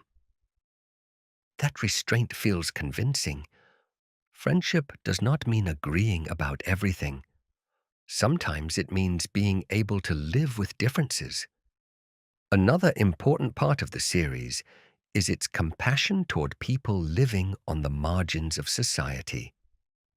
MacGyver repeatedly encounters people who are homeless, elderly, isolated, or struggling because of circumstances beyond their control. He approaches them with much the same attention he gives to scientists or government officials. This equality of treatment can appear almost effortless, and precisely because of that, it carries weight. The series quietly reminds us that dignity is not determined by social status. Every person deserves respect, regardless of their background, profession, or possessions. This attitude can also be heard in the way MacGyver speaks. He rarely talks down to people. He explains rather than lectures. He asks before he judges. As a result, even difficult conversations can possess an unusual calmness. Conflicts often begin with an attempt to understand the other person. Of course, that does not always succeed. Some people refuse help. Others misuse trust. Yet the willingness to assume that there may still be something worth understanding in another person remains one of the defining qualities of MacGyver's character. Animals also receive a noticeable degree of attention throughout the series. MacGyver does not treat them as simple parts of the scenery. He protects injured animals, tries to interact with nature carefully, and avoids unnecessary suffering whenever he can. These moments are rarely presented as grand statements. They simply fit naturally into his way of seeing the world. Someone who respects life does not necessarily draw the line only at human life. Another source of humor comes from MacGyver's ability to laugh at himself. He rarely presents himself as an infallible expert. When a construction does not work as planned, or an idea turns out to be less useful than expected, he can often respond with a quiet smile. That calmness makes mistakes feel less threatening. It suggests that errors are simply part of learning. This is another way in which the character differs from many heroes of his era. Perfection is not the goal. The important thing is the willingness to keep thinking. The music contributes to this atmosphere as well. Many scenes are accompanied by restrained compositions that leave room for conversation. Rather than constantly creating tension, the music often emphasizes the closeness between characters or the quiet beauty of a particular landscape. The result is a storytelling rhythm that allows time to pass gently, time for conversation, for reflection, for small gestures. Perhaps this helps explain the particular sense of comfort that many viewers associate with MacGyver. The series does not create the impression of a world in which everything is always escalating. It shows difficulty, it shows danger, but it also shows kindness, helpfulness, and the ability of people to find solutions together. That balance gives the series much of its distinctive tone. Even after dramatic events, the stories often return to quietness. People sit together, they drink coffee, they repair something side by side, or they simply enjoy a few moments without having to say anything. These scenes remind us that the purpose of many adventures is not really victory over an opponent. It is the possibility of returning to ordinary peace. Perhaps this is one of the most human ideas within the entire series. Life is not made only of extraordinary events. Most of it consists of small moments, a friendly conversation, shared laughter, a quiet understanding that requires very few words. These seemingly insignificant moments give the larger adventures their meaning. Because what would it mean to save the world if there were no time left to appreciate its beauty? In the end, MacGyver is not only a series about inventions, rescues, and danger. It is also about kindness, about patience, about humor that does not need to hurt anyone, and about the quiet hope that even in difficult times, there can still be room for humanity. Perhaps that is why so many episodes can still feel warm decades later. Not because they are more spectacular than other series of their era, but because they are willing, in the quiet space between two adventures, simply to let a human being smile.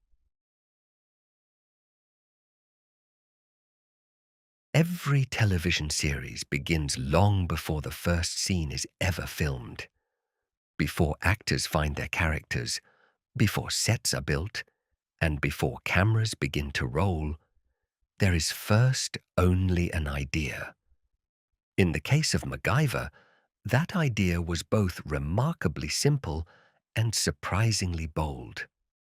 The creators wanted a hero who would not stand out because of superior firepower, but because of his mind. In the middle of the 1980s, this was far from an obvious choice. Television was filled with crime dramas, action series, and traditional adventure stories. Many leading characters solved their problems through physical strength or armed confrontation. A protagonist who deliberately avoided firearms and relied instead on scientific and technical knowledge therefore represented something of a risk. Yet that very risk would become one of the series' greatest strengths. The original concept was developed by producers Lee David Zlotoff, Henry Winkler, and John Rich. Together, they shaped the idea of a character whose most important ability would not be fighting, but thinking. Science was never meant to feel like a dry lesson. Instead, it would become part of the adventure itself. Even the name MacGyver was deliberately simple. It did not sound particularly aristocratic or larger than life. Instead, it suggested an ordinary person. That fitted the central idea of the series rather well. The hero was not supposed to be an untouchable, extraordinary figure, but someone whose greatest strength came from the way he approached the world. When the search for the right actor began, the role eventually went to Richard Dean Anderson.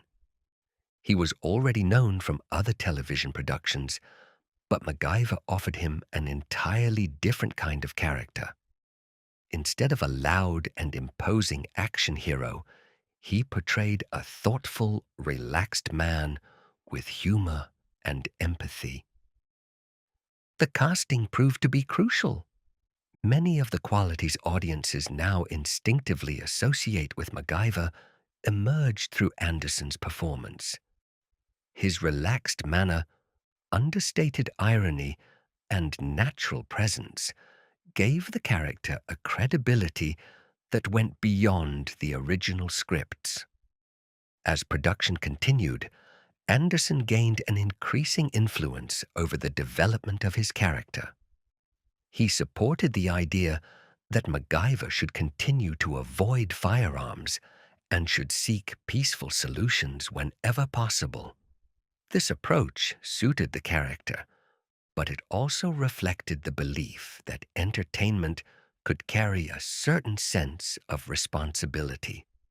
Of course, a television production on this scale could never be created by one person alone. Behind every episode stood a large team of writers, directors, camera operators, production designers, makeup artists, prop specialists, and many other professionals. For MacGyver in particular, the props department was especially important. Almost every episode required unusual constructions. Everyday objects had to be chosen so that they could plausibly be combined into improvised solutions. At the same time, those objects needed to feel familiar to the audience. The challenge was to work with things that could genuinely belong in a workshop, a laboratory, or an ordinary home. Often, several versions of the same construction had to be created. One might be used for close-up shots. Another would be prepared for the actual action. Others were built specifically for stunts. This created the impression that MacGyver was assembling his inventions directly in front of the audience, even though every scene depended on careful preparation behind the camera. Much of the series was filmed in and around Vancouver, in the Canadian province of British Columbia. The region offered the production an extraordinary variety of landscapes within a relatively small area. Dense forests, mountains, rivers, lakes, coastlines, and urban settings could all be used without the need for extensive travel. This made it possible to create the impression of an astonishingly wide world. A forest in British Columbia could represent North America in one episode. In another, the same landscape might stand in for a remote region of Europe or Asia. From a modern perspective, this can occasionally be recognized. For viewers at the time, however, such details were far less important. The series was concerned less with perfect geographical accuracy than with creating the right atmosphere for each story.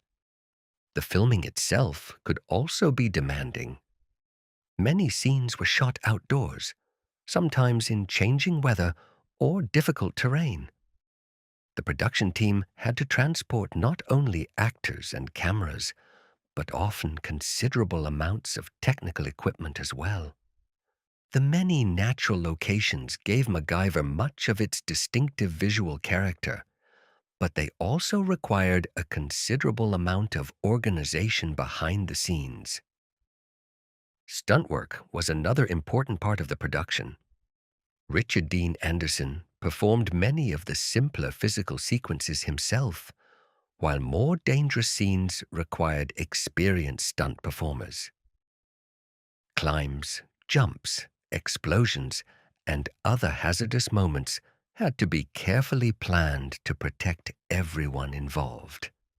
Interestingly, many of these scenes now possess a remarkably tangible quality.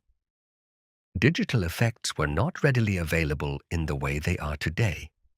Explosions, vehicle stunts, and mechanical effects therefore often had to be physically constructed and performed in front of the camera. That practical approach gives many episodes a sense of physical reality that can still be felt today.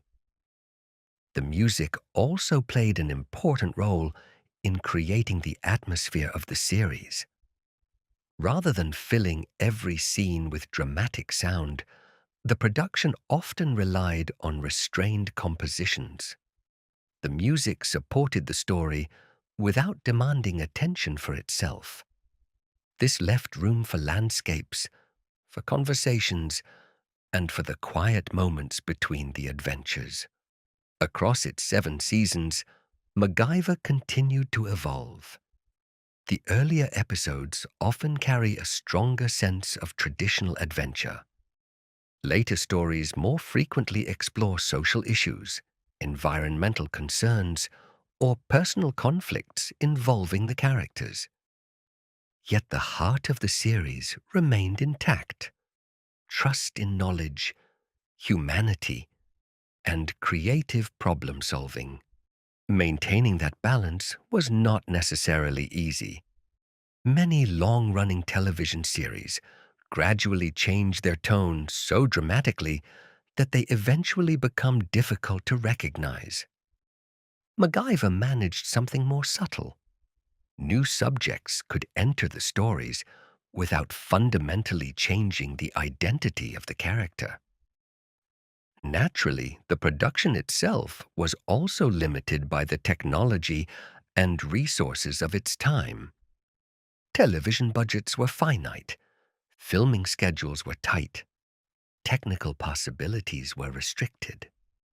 And perhaps that is precisely why it is so interesting to look back at how much variety and atmosphere the production managed to create with relatively simple means. There is almost a quiet parallel between the series and its main character. Just as MacGyver turns limited resources into unexpected solutions, the production team had to work creatively with the resources available to them. Improvisation, therefore, did not exist only inside the stories. It was also part of life behind the camera. This parallel gives the origins of MacGyver an almost symbolic quality. Perfection was never the central idea. Ingenuity was. Cooperation. And the willingness to create something lasting from relatively simple means. More than 4 decades after the series first appeared, it is clear that this approach succeeded. The sets have aged. The technology can now feel nostalgic. Some effects reveal exactly when they were made. And yet the care that went into creating the series remains visible. It can be found in the characters, in the landscapes, in the quiet moments, and in the simple belief that a good story does not have to be loud to leave a lasting impression. Sometimes all it needs is an idea, a few people willing to bring it to life, and the imagination to make something extraordinary from what is already there. Some roles and some actors seem to meet at exactly the right moment. When that happens, something can emerge that becomes almost impossible to separate from either side of the equation. In the history of television, there are few examples in which character and performer became as closely connected as Angus MacGyver and Richard Dean Anderson. For many viewers, Anderson did not simply become the actor who played a popular television character. He became MacGyver. Yet his professional path did not begin with a clear plan to become an actor. Richard Dean Anderson was born on January 23, 1950 in Minneapolis, Minnesota. His childhood was shaped by a close connection to nature and by a wide range of interests. Sports played an important role in his younger years, and for a time, he even dreamed of becoming a professional hockey player. A serious injury brought that dream to an end. As so often happens in life, the end of one path opened the possibility of another. After traveling and taking on various jobs, Anderson eventually turned toward acting. His early roles led him into television, where he gained experience in different productions and gradually developed the quiet presence that would later become one of his defining qualities. When casting began for MacGyver, The producers were not looking for an untouchable action star. They were looking for someone who felt believable, someone audiences could imagine listening carefully, someone who could convey thoughtfulness, and someone whose kindness did not seem artificial. Richard Dean Anderson possessed precisely those qualities. His performance avoided grand gestures. MacGyver did not need to constantly prove how intelligent he was. He did not need to announce his humanity. It could be seen in small expressions, in the patience with which he listened, in a faint smile, or in the calm way he responded even when enormous pressure surrounded him. That restraint gave the character much of his credibility. Anderson was not playing an infallible hero. He was playing a human being who thought before he acted. While many television heroes of the 1980s expressed their strength primarily through physical presence, Anderson conveyed a different kind of confidence. His character did not need to intimidate anyone in order to be taken seriously. That kind of performance requires considerable discipline. Quiet acting can easily be overlooked beside dramatic displays of emotion. Yet precisely because it is so restrained, it can remain with an audience for a very long time. As the series progressed, Anderson increasingly brought his own ideas into the development of the character. He wanted MacGyver to remain faithful to his principles rather than gradually becoming a conventional action hero. His consistent refusal to use firearms remained one of the defining elements of the series. Some of the smaller details of MacGyver's manner also grew from Anderson's natural interpretation of the character. The relaxed way he might sit on a workbench, the thoughtful look at an object before deciding what it could be used for, the dry humor that appeared even in tense situations. None of these moments felt heavily constructed. They seemed to emerge naturally from his understanding of the character. As a result, MacGyver evolved over the years, not only through the scripts, but also through Anderson's interpretation of him. His relationship with fame was equally interesting. The worldwide success of the series made him recognizable in many countries. Yet Anderson was generally regarded as relatively private and understated. He rarely seemed interested in placing himself at the center of attention. Interviews often conveyed the impression of a humorous, grounded person who appreciated his success without allowing fame to become the entire definition of who he was. That attitude fit his most famous character remarkably well. Like MacGyver, Anderson seemed to have little interest in making himself the center of everything. The work itself appeared to matter more. So did the people working alongside him. Behind the scenes, colleagues often described him as friendly and respectful. 7 seasons of television require trust, patience, and cooperation from an enormous number of people. The fact that MacGyver maintained its particular atmosphere for so long was also connected to the environment created among those who worked on it. After the original series ended, Richard Dean Anderson remained closely connected to television. His later leading role in the science fiction series Stargate SG-1 brought him to another large audience. Interestingly, the character he played there was considerably more openly humorous and self-aware than MacGyver. And yet certain similarities remained. His character still tended to favor intelligent decisions over unnecessary violence. Calmness was still connected with responsibility. And once again, Anderson demonstrated how naturally he could embody characters who combined competence with warmth and humor. Over the years, however, his attention increasingly shifted toward private life and selected professional projects. He appeared less frequently in public and devoted more time to his family.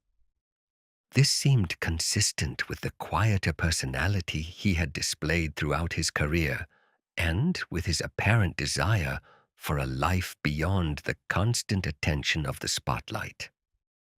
For many fans, however, one thing remained above everything else: the way Richard Dean Anderson gave humanity to a fictional character.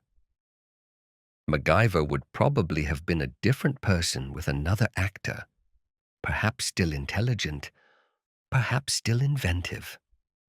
But that particular mixture of humility, humor, and warmth emerged through Anderson's performance. Of course, acting is always the result of many different influences: scripts, direction, cinematography, editing, music. All of these elements contribute to the creation of a character. And yet there are moments when an actor contributes something that cannot simply be written into a script. Something that gives a fictional person a character of their own. Richard Dean Anderson achieved exactly that. Perhaps this is why MacGyver still feels so alive. Not because his inventions were spectacular, not because his adventures constantly became bigger, but because behind all those stories stood a person whose kindness felt believable. The audience could believe that he genuinely wanted to help, that he did not want to cause unnecessary harm, that even in difficult situations, he could still find room for humor. That kind of credibility cannot easily be manufactured. It grows from countless small choices an actor makes until they form something coherent and recognizable. In that sense, Richard Dean Anderson became far more than the performer behind a successful television character. He became an essential part of MacGyver's identity, and perhaps that is his greatest legacy. Not simply that millions of people know his name, but that decades later, they still remember the quiet way he showed that intelligence, compassion, and calmness can be heroic qualities too.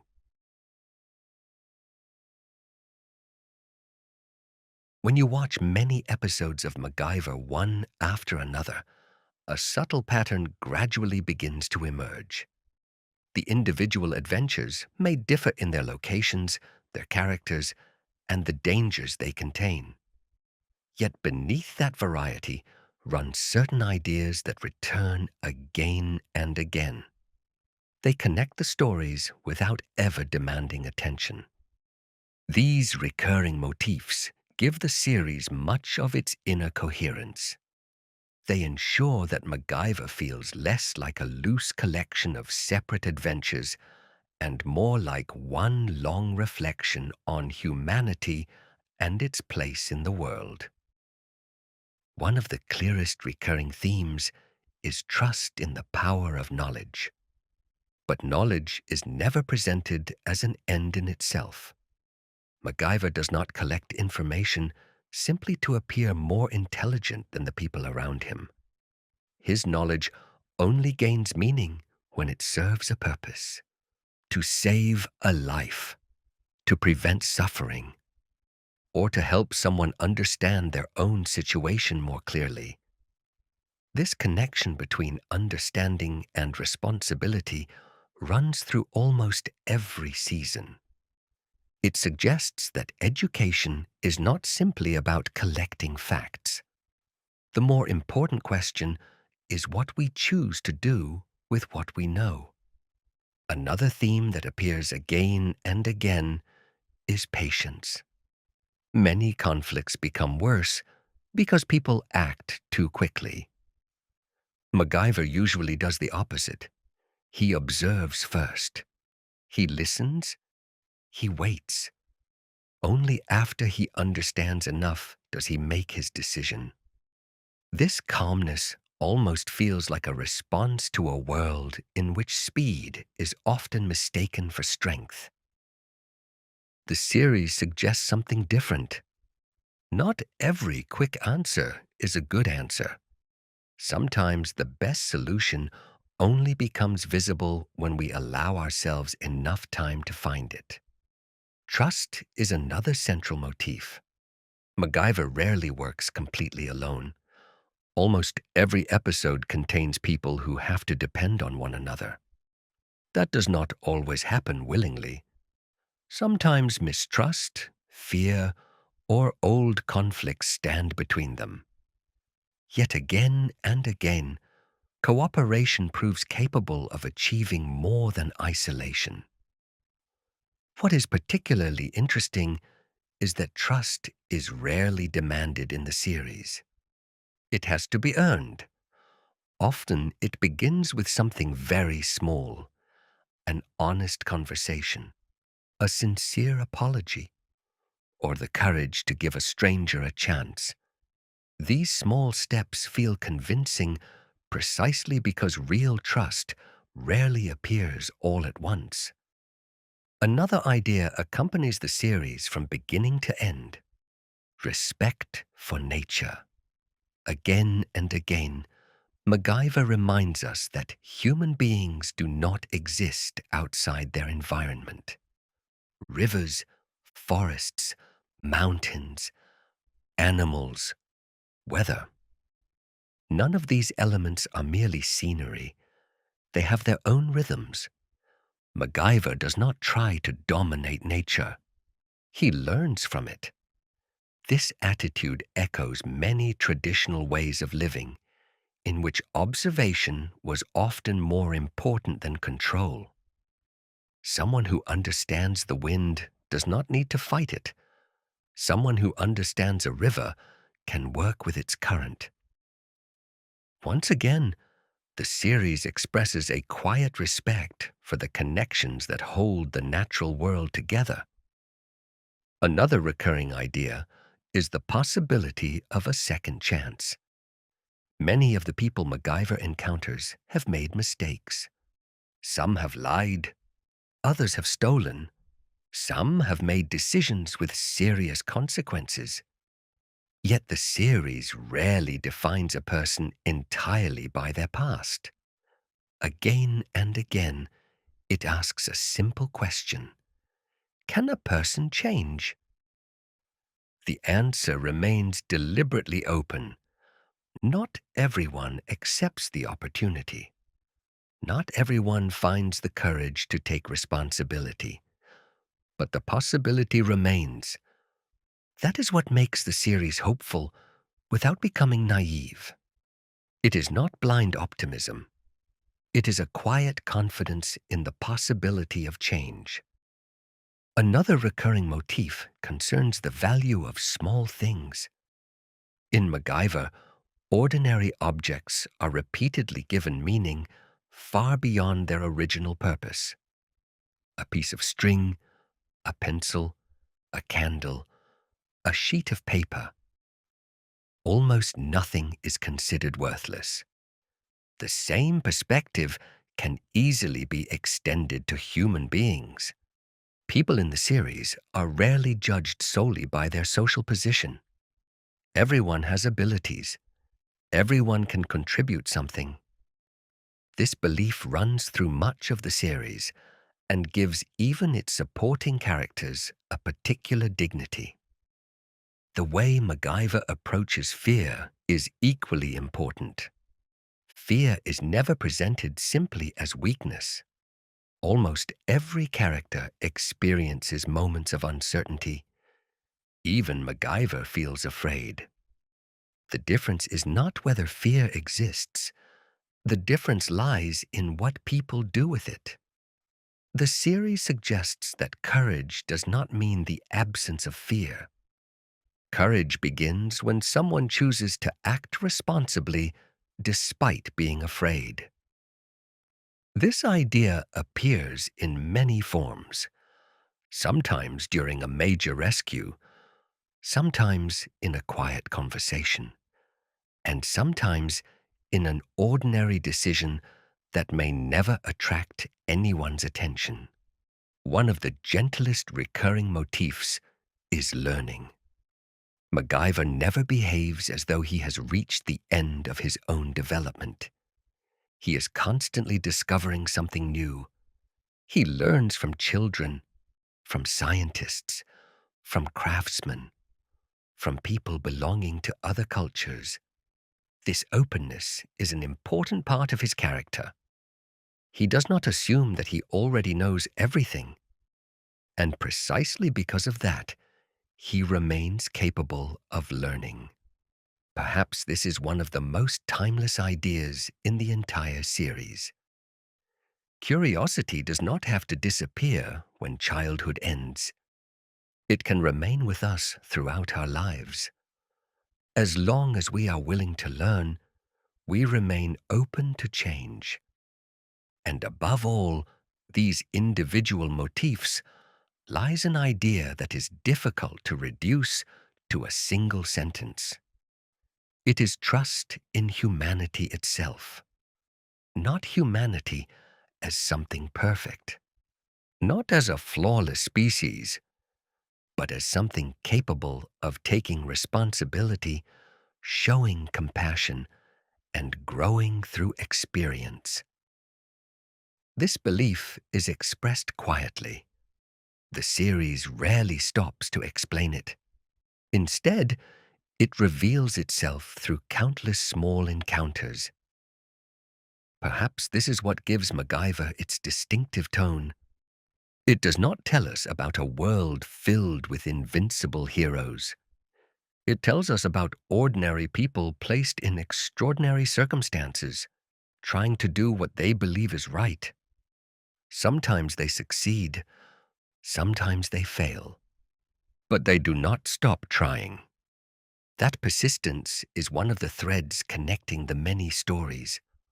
Not spectacular explosions, not dangerous enemies, but the quiet hope that reason, kindness, and creativity can still have a place in the world.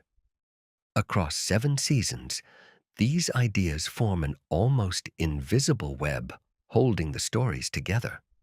If you watch MacGyver only for its inventions, you may discover the adventures. But if you pay attention to these recurring motifs, another series begins to emerge. One that is ultimately telling us far more about people than about technology. And perhaps that is why, so many years after its creation, MacGyver can still feel strangely familiar. Like an old story whose details have changed with time, while the quiet ideas at its heart have not. The longer a television series stays with its audience, the more questions tend to emerge. Questions that are never fully answered. Some concern individual characters. Others involve events that may have taken place between episodes, or decisions that the writers deliberately leave unexplained. Those empty spaces invite the imagination. They encourage viewers to continue thinking about a fictional world long after the screen has gone dark. MacGyver is no exception. Although the series usually tells self-contained stories, there are countless details that fans have discussed for decades. These discussions do not necessarily arise from contradictions that need to be resolved. More often, they come from the simple pleasure of returning to a familiar world and looking at it from another angle. There is, however, an important distinction to make. Everything discussed here belongs not to confirmed canon, but to fan theories or open interpretations created by viewers. The producers did not officially confirm many of these ideas, nor did they explicitly reject them. And perhaps that is exactly what makes them interesting. One of the best-known questions concerns Murdoc. How does he keep escaping situations that seem impossible to survive? Throughout the series, he survives explosions, falls, and other life-threatening situations that would be extraordinarily difficult to survive under realistic circumstances. The episodes usually offer only brief explanations, or none at all. This led to the playful fan idea that Murdoc must be almost immortal. Of course, this is not meant as a serious explanation of the series' universe.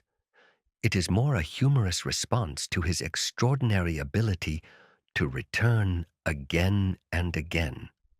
A more likely interpretation is that the writers deliberately embraced the recurring joke and gradually turned Murdoc into something almost mythical, a character whose return had become part of the storytelling itself. Another frequently discussed question concerns MacGyver's education. The series presents him as someone with an exceptionally broad range of knowledge: chemistry, physics, mechanics, biology, medicine, electronics, practical engineering. There seems to be very little that lies completely outside his abilities. So how did he learn all of this?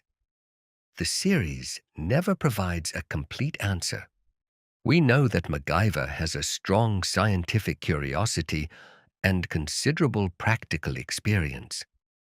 Beyond that, much remains unclear. Some fans have therefore imagined that his travels and his work with the Phoenix Foundation effectively became a continuing education of their own. Years of learning through experience, observation, and encounters with specialists around the world. It fits the character well, but it remains an interpretation. The Phoenix Foundation itself raises similar questions. How large is the organization really? How much money does it have? And how can it support such a wide range of projects across the world? The series offers only limited answers. The Phoenix Foundation functions less like a fully documented institution and more like a framework that allows many different kinds of stories to take place. Some viewers interpret this as a deliberate creative decision. Perhaps too much institutional detail would have distracted from the characters themselves. MacGyver's private life leaves even more room for speculation. Over the course of the series, viewers gradually learn fragments of his past. Yet large portions of his life remain unexplored. What did he do between certain assignments? Which friendships existed outside the stories we were shown? What other experiences shaped the person he became? The series does not tell us. And precisely because of that, the character remains open enough for viewers to imagine their own answers. The same is true of MacGyver's relationships with his recurring friends.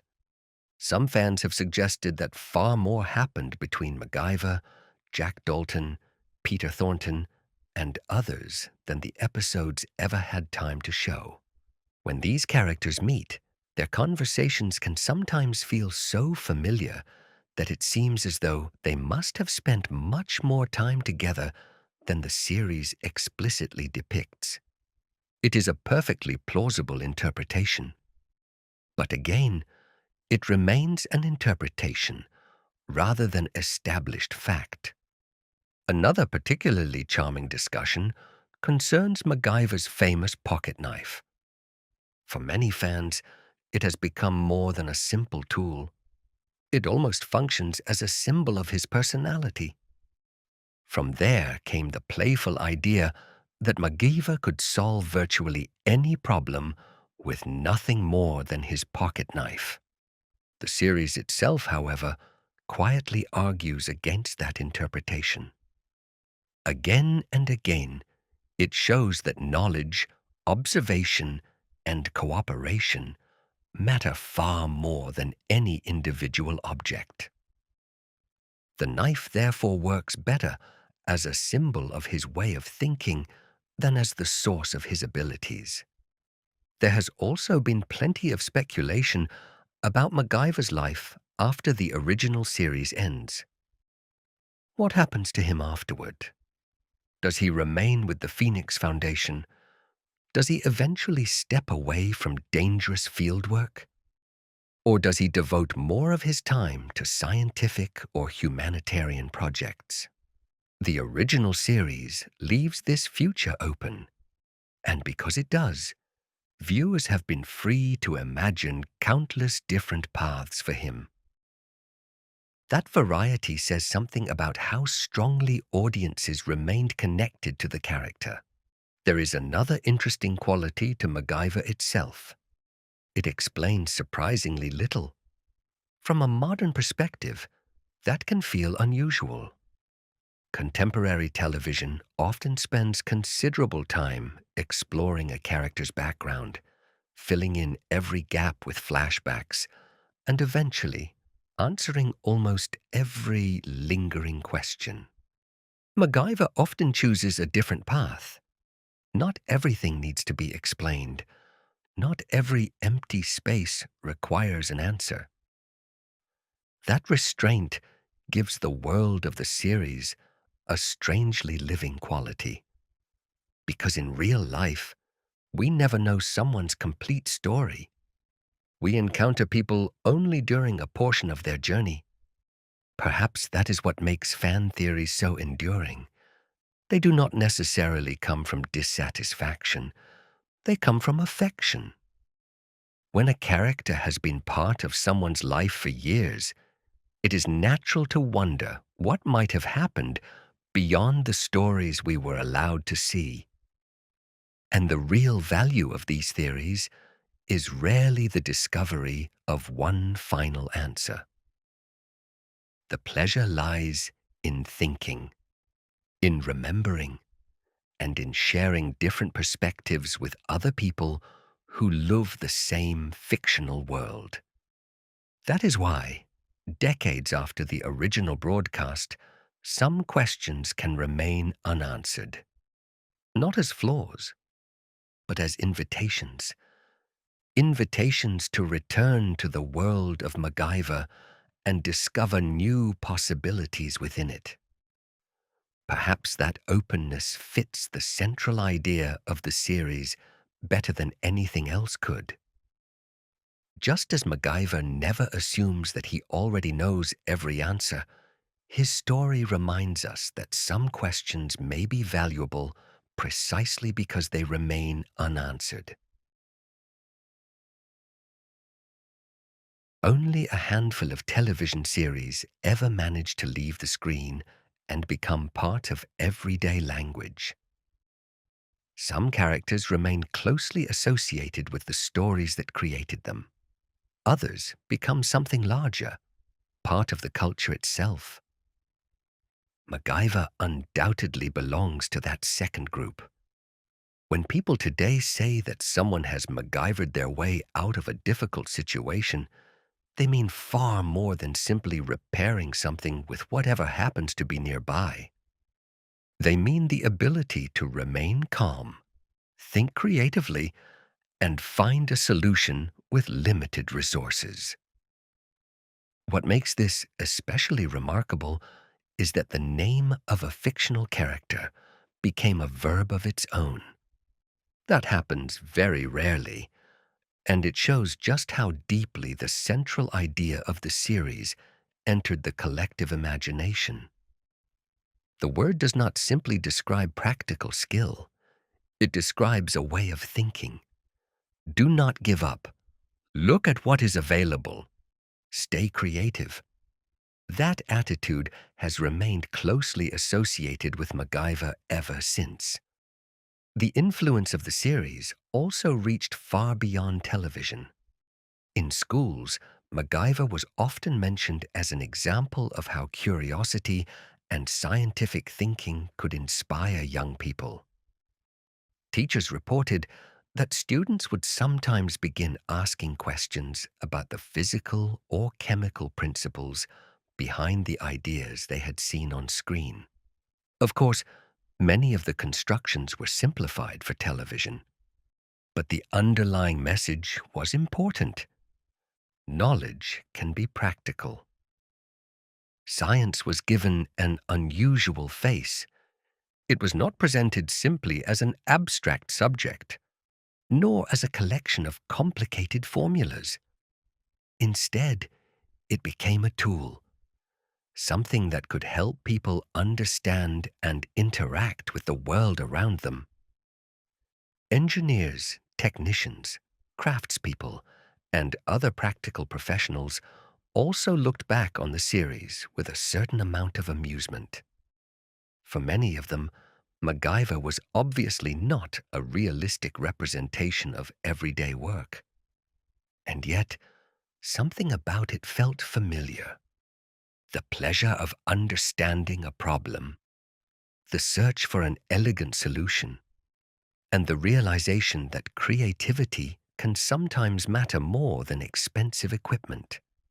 In this way, the series became a kind of symbol for practical intelligence. Its influence could also be felt in later television productions. Many shows went on to feature characters whose greatest strength was not physical power, but intelligence and ingenuity. These characters took many different forms, and the development cannot be attributed to MacGyver alone. Television changes for countless reasons. Still, the series was undoubtedly among those that demonstrated that a different kind of hero could capture a large audience. The influence can even be seen in films and television shows that reference MacGyver directly. Characters compare improvised solutions to his famous inventions. Sometimes his name alone is enough to communicate an entire idea. The audience immediately understands what is meant. No lengthy explanation is necessary. That is perhaps one of the clearest signs that MacGyver has become part of the cultural memory. Interestingly, the influence of the character has even reached areas that have little to do with entertainment. Businesses sometimes speak of a MacGyver mentality when teams find creative ways to work with limited resources. Similar ideas can be found in development work, expeditions, and emergency situations, where improvisation and careful observation can become valuable skills. The point is not to recreate the spectacular inventions seen on television. It is the attitude behind them. Remain calm. Make sensible use of what you have, and keep your perspective even when circumstances become difficult. What is particularly striking is that MacGyver has never been remembered solely for its technical inventions. Many successful television series lose some of their cultural importance as their special effects begin to look dated, or the concerns of their era fade from public attention. With MacGyver, something different happened. The technology of the 1980s is now unmistakably part of the past. The computers, telephones, vehicles, and equipment all carry the unmistakable character of their time. But the central ideas of the series have changed very little. Compassion still matters, curiosity still matters, responsibility still matters. Perhaps that is the secret behind its remarkable longevity. The image of the hero has also changed considerably over the decades. Modern protagonists are allowed to doubt themselves. They are allowed to make mistakes. They do not necessarily have to appear invincible. MacGyver embodied many of these qualities at a time when they were still relatively unusual. His strength never came from being the most powerful person in the room.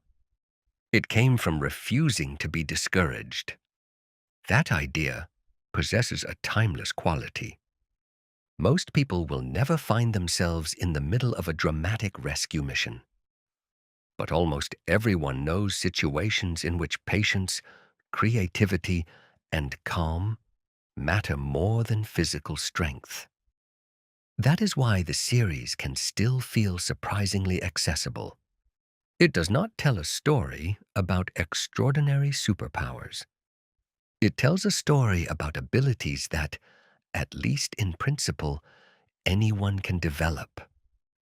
Attention, a willingness to learn, compassion, creativity. Perhaps this is the true legacy of MacGyver. Not the famous pocket knife, not the spectacular inventions, not even the adventures themselves, but the memory that problems often have more than one possible solution. That thinking takes time, and that knowledge reaches its greatest value when it is used to help others. In this sense, MacGyver did more than contribute a memorable name to popular culture. It left behind an attitude, a quiet, understated, yet remarkably enduring attitude. It reminds us that ingenuity without compassion is incomplete, that intelligence carries responsibility, and that true strength may sometimes begin with something as simple as stopping for a moment, looking carefully at the world, and asking which path might be the right one. More than 40 years after the series first appeared, that message is still alive. Perhaps not in every individual scene, but in the memories of those who grew up with the series, and in the people who are only discovering it today.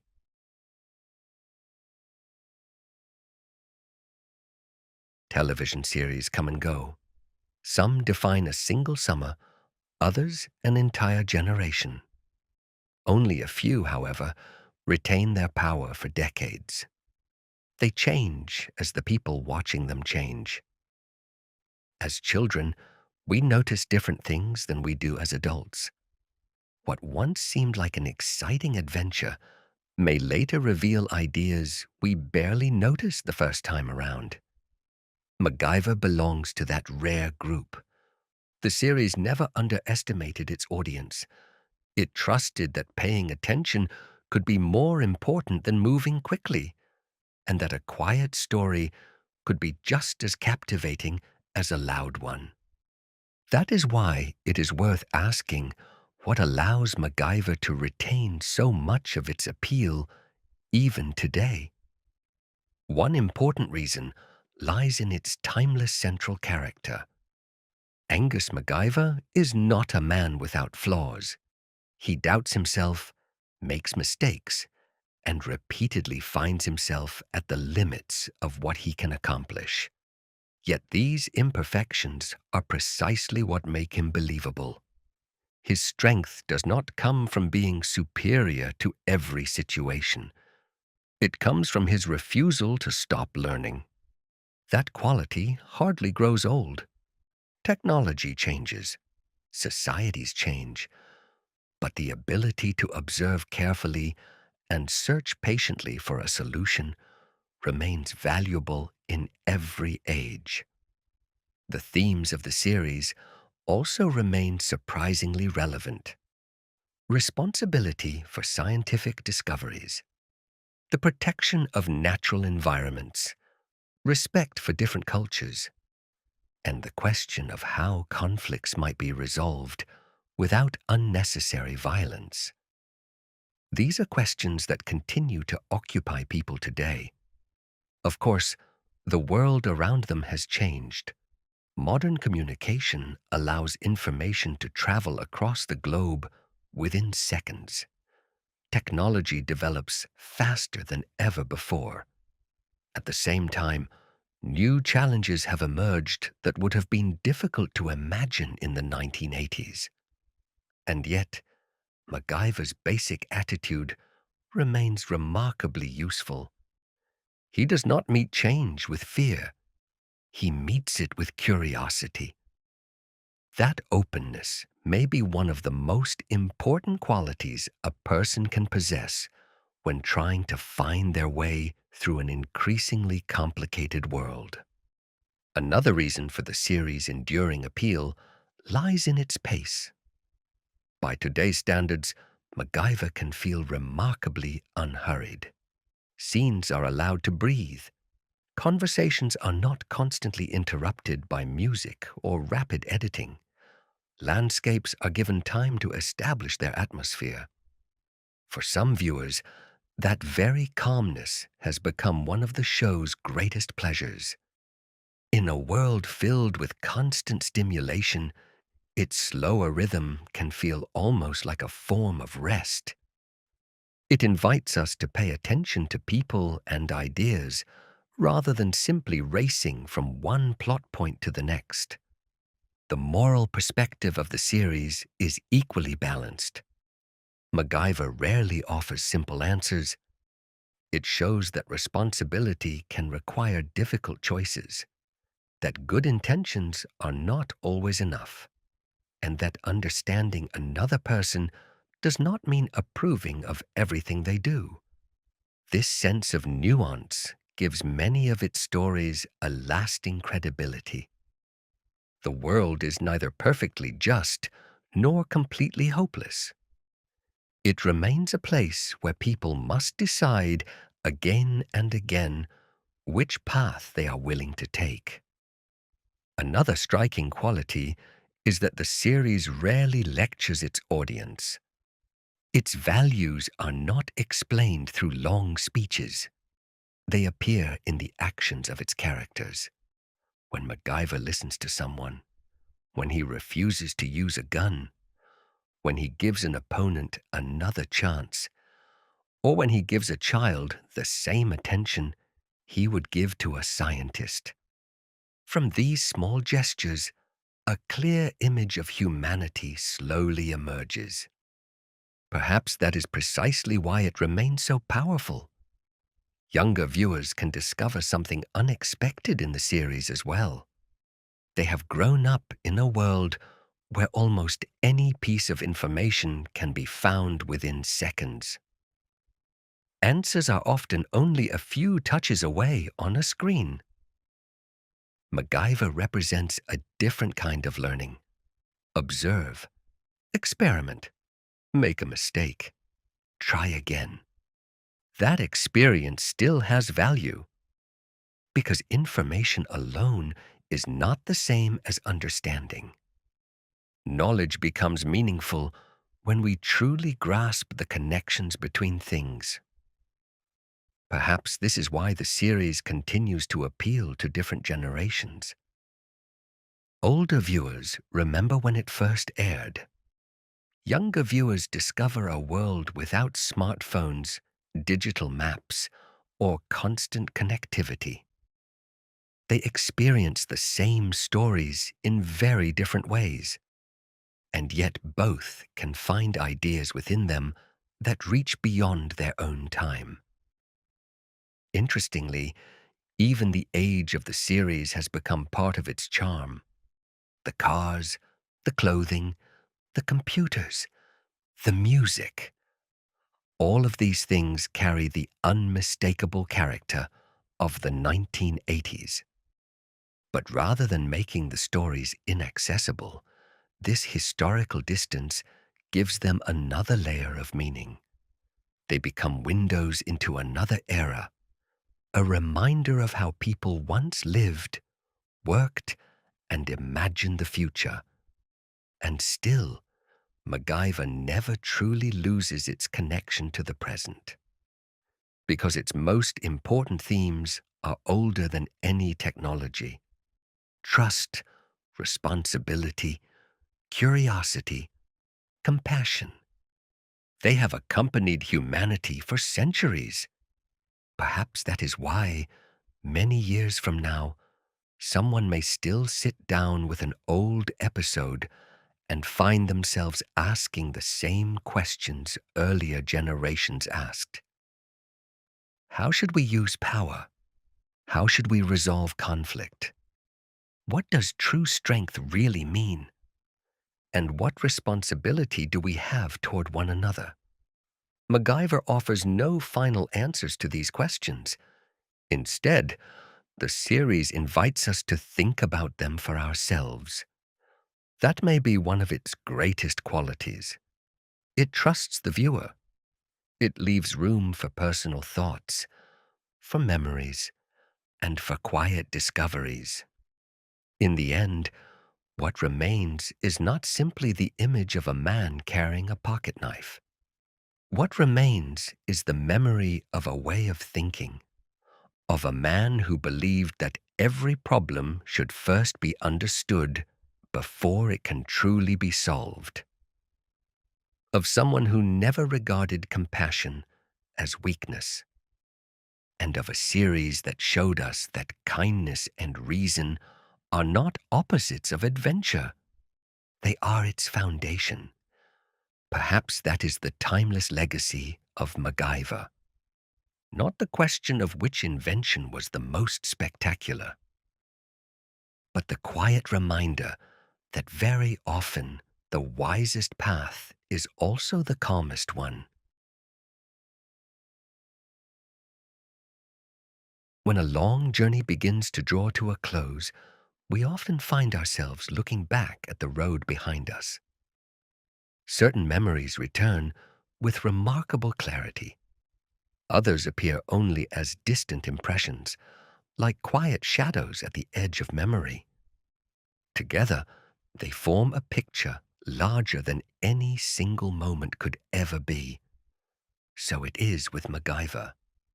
Across 7 seasons, the series carried its audience through distant landscapes, unexpected encounters, and stories about people facing difficult choices. Yet the longer one spends with the series, the clearer it becomes that its true story was never simply about adventure. It was about trust, about learning, about patience, and about the belief that reason and compassion do not have to stand on opposite sides. Perhaps that is what gives the series its quiet afterglow. Many productions are remembered for their most spectacular moments. With MacGyver, something different often remains. Years later, viewers may not remember every explosion or every chase. They remember an attitude. They remember a man who paused before acting, a man who would rather ask a question than judge too quickly, and a man who could look at the most ordinary object and discover possibilities that others had overlooked. There is something remarkably peaceful about that image. It reminds us that knowledge does not have to be a means of gaining power over others. It can also be an expression of responsibility. The more MacGyver understands, the more carefully he uses what he knows. His abilities are not tools for domination. They are tools for helping people. That is one of the central ideas that separates him from so many characters whose strength is measured by how much control they can exert. Perhaps this is one of the most important lessons the series leaves behind. True greatness is not measured by how much influence a person possesses. It is measured by how carefully that influence is used.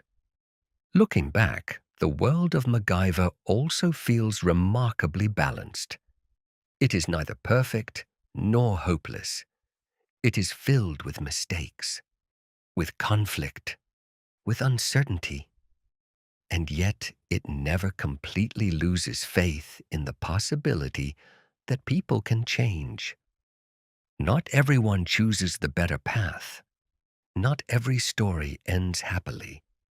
But the possibility remains. that hope is never presented as something loud or overwhelming. It moves quietly through the series, almost like a gentle river connecting one story to the next.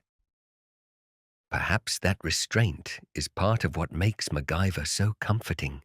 The series never forces its beliefs upon the audience.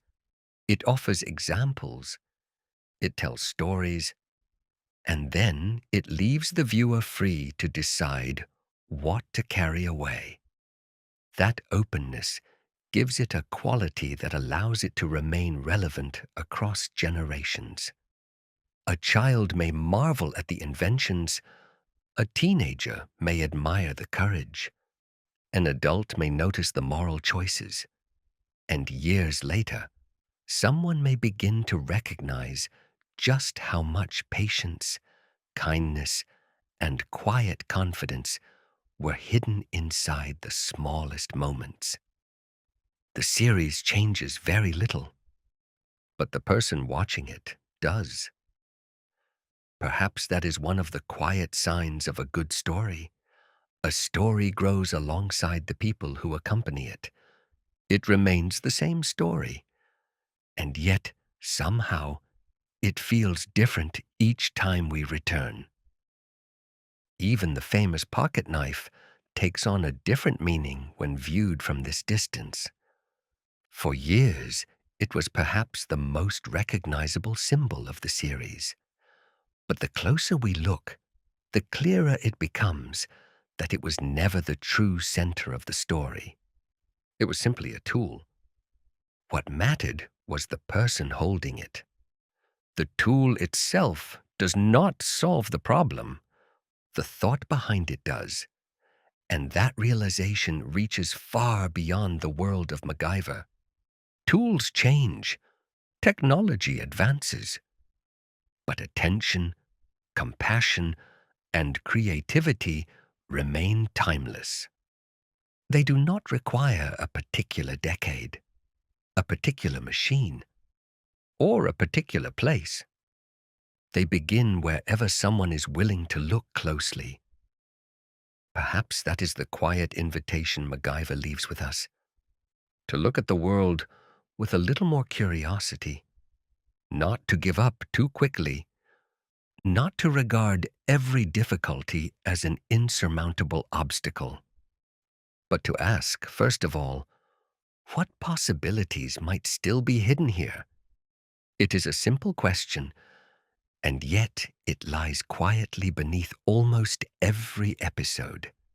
It connects the improvised inventions with the human encounters, the scientific ideas with the deeper reflections, the adventures with the moments of silence. That is why MacGyver can feel like more than a collection of individual stories. It becomes a reminder that intelligence and kindness can have the same beginning. Both begin with attention. When we look closely, we do not see only the connections between things. We also begin to see people, their worries, their hopes, and the possibilities still open to them. And so, in the end, the circle closes. A man with a pocket knife becomes the image of someone who never stopped learning. An adventure series becomes a story about responsibility. And countless individual episodes come together into a quiet thought that remains long after the final credits have faded. Perhaps the true legacy of MacGyver is that the series never made its audience feel that the world was too complicated to understand. Instead, it reminded us that every great solution can begin with something very small. A quiet observation, an open question, and the willingness to work with the world rather than against it. And so, the journey through the world of MacGyver does not end with a loud finale. It ends with a quiet thought. That knowledge is valuable, that compassion requires courage, and that even the simplest things can sometimes be enough to give hope a place to begin. As the landscape grows still and the memories of all those journeys, encounters, and inventions slowly fade into the distance, one thought remains above all others. True strength often begins when a person pauses, looks carefully, and finds the courage to choose a path that is more peaceful, more thoughtful, and more human.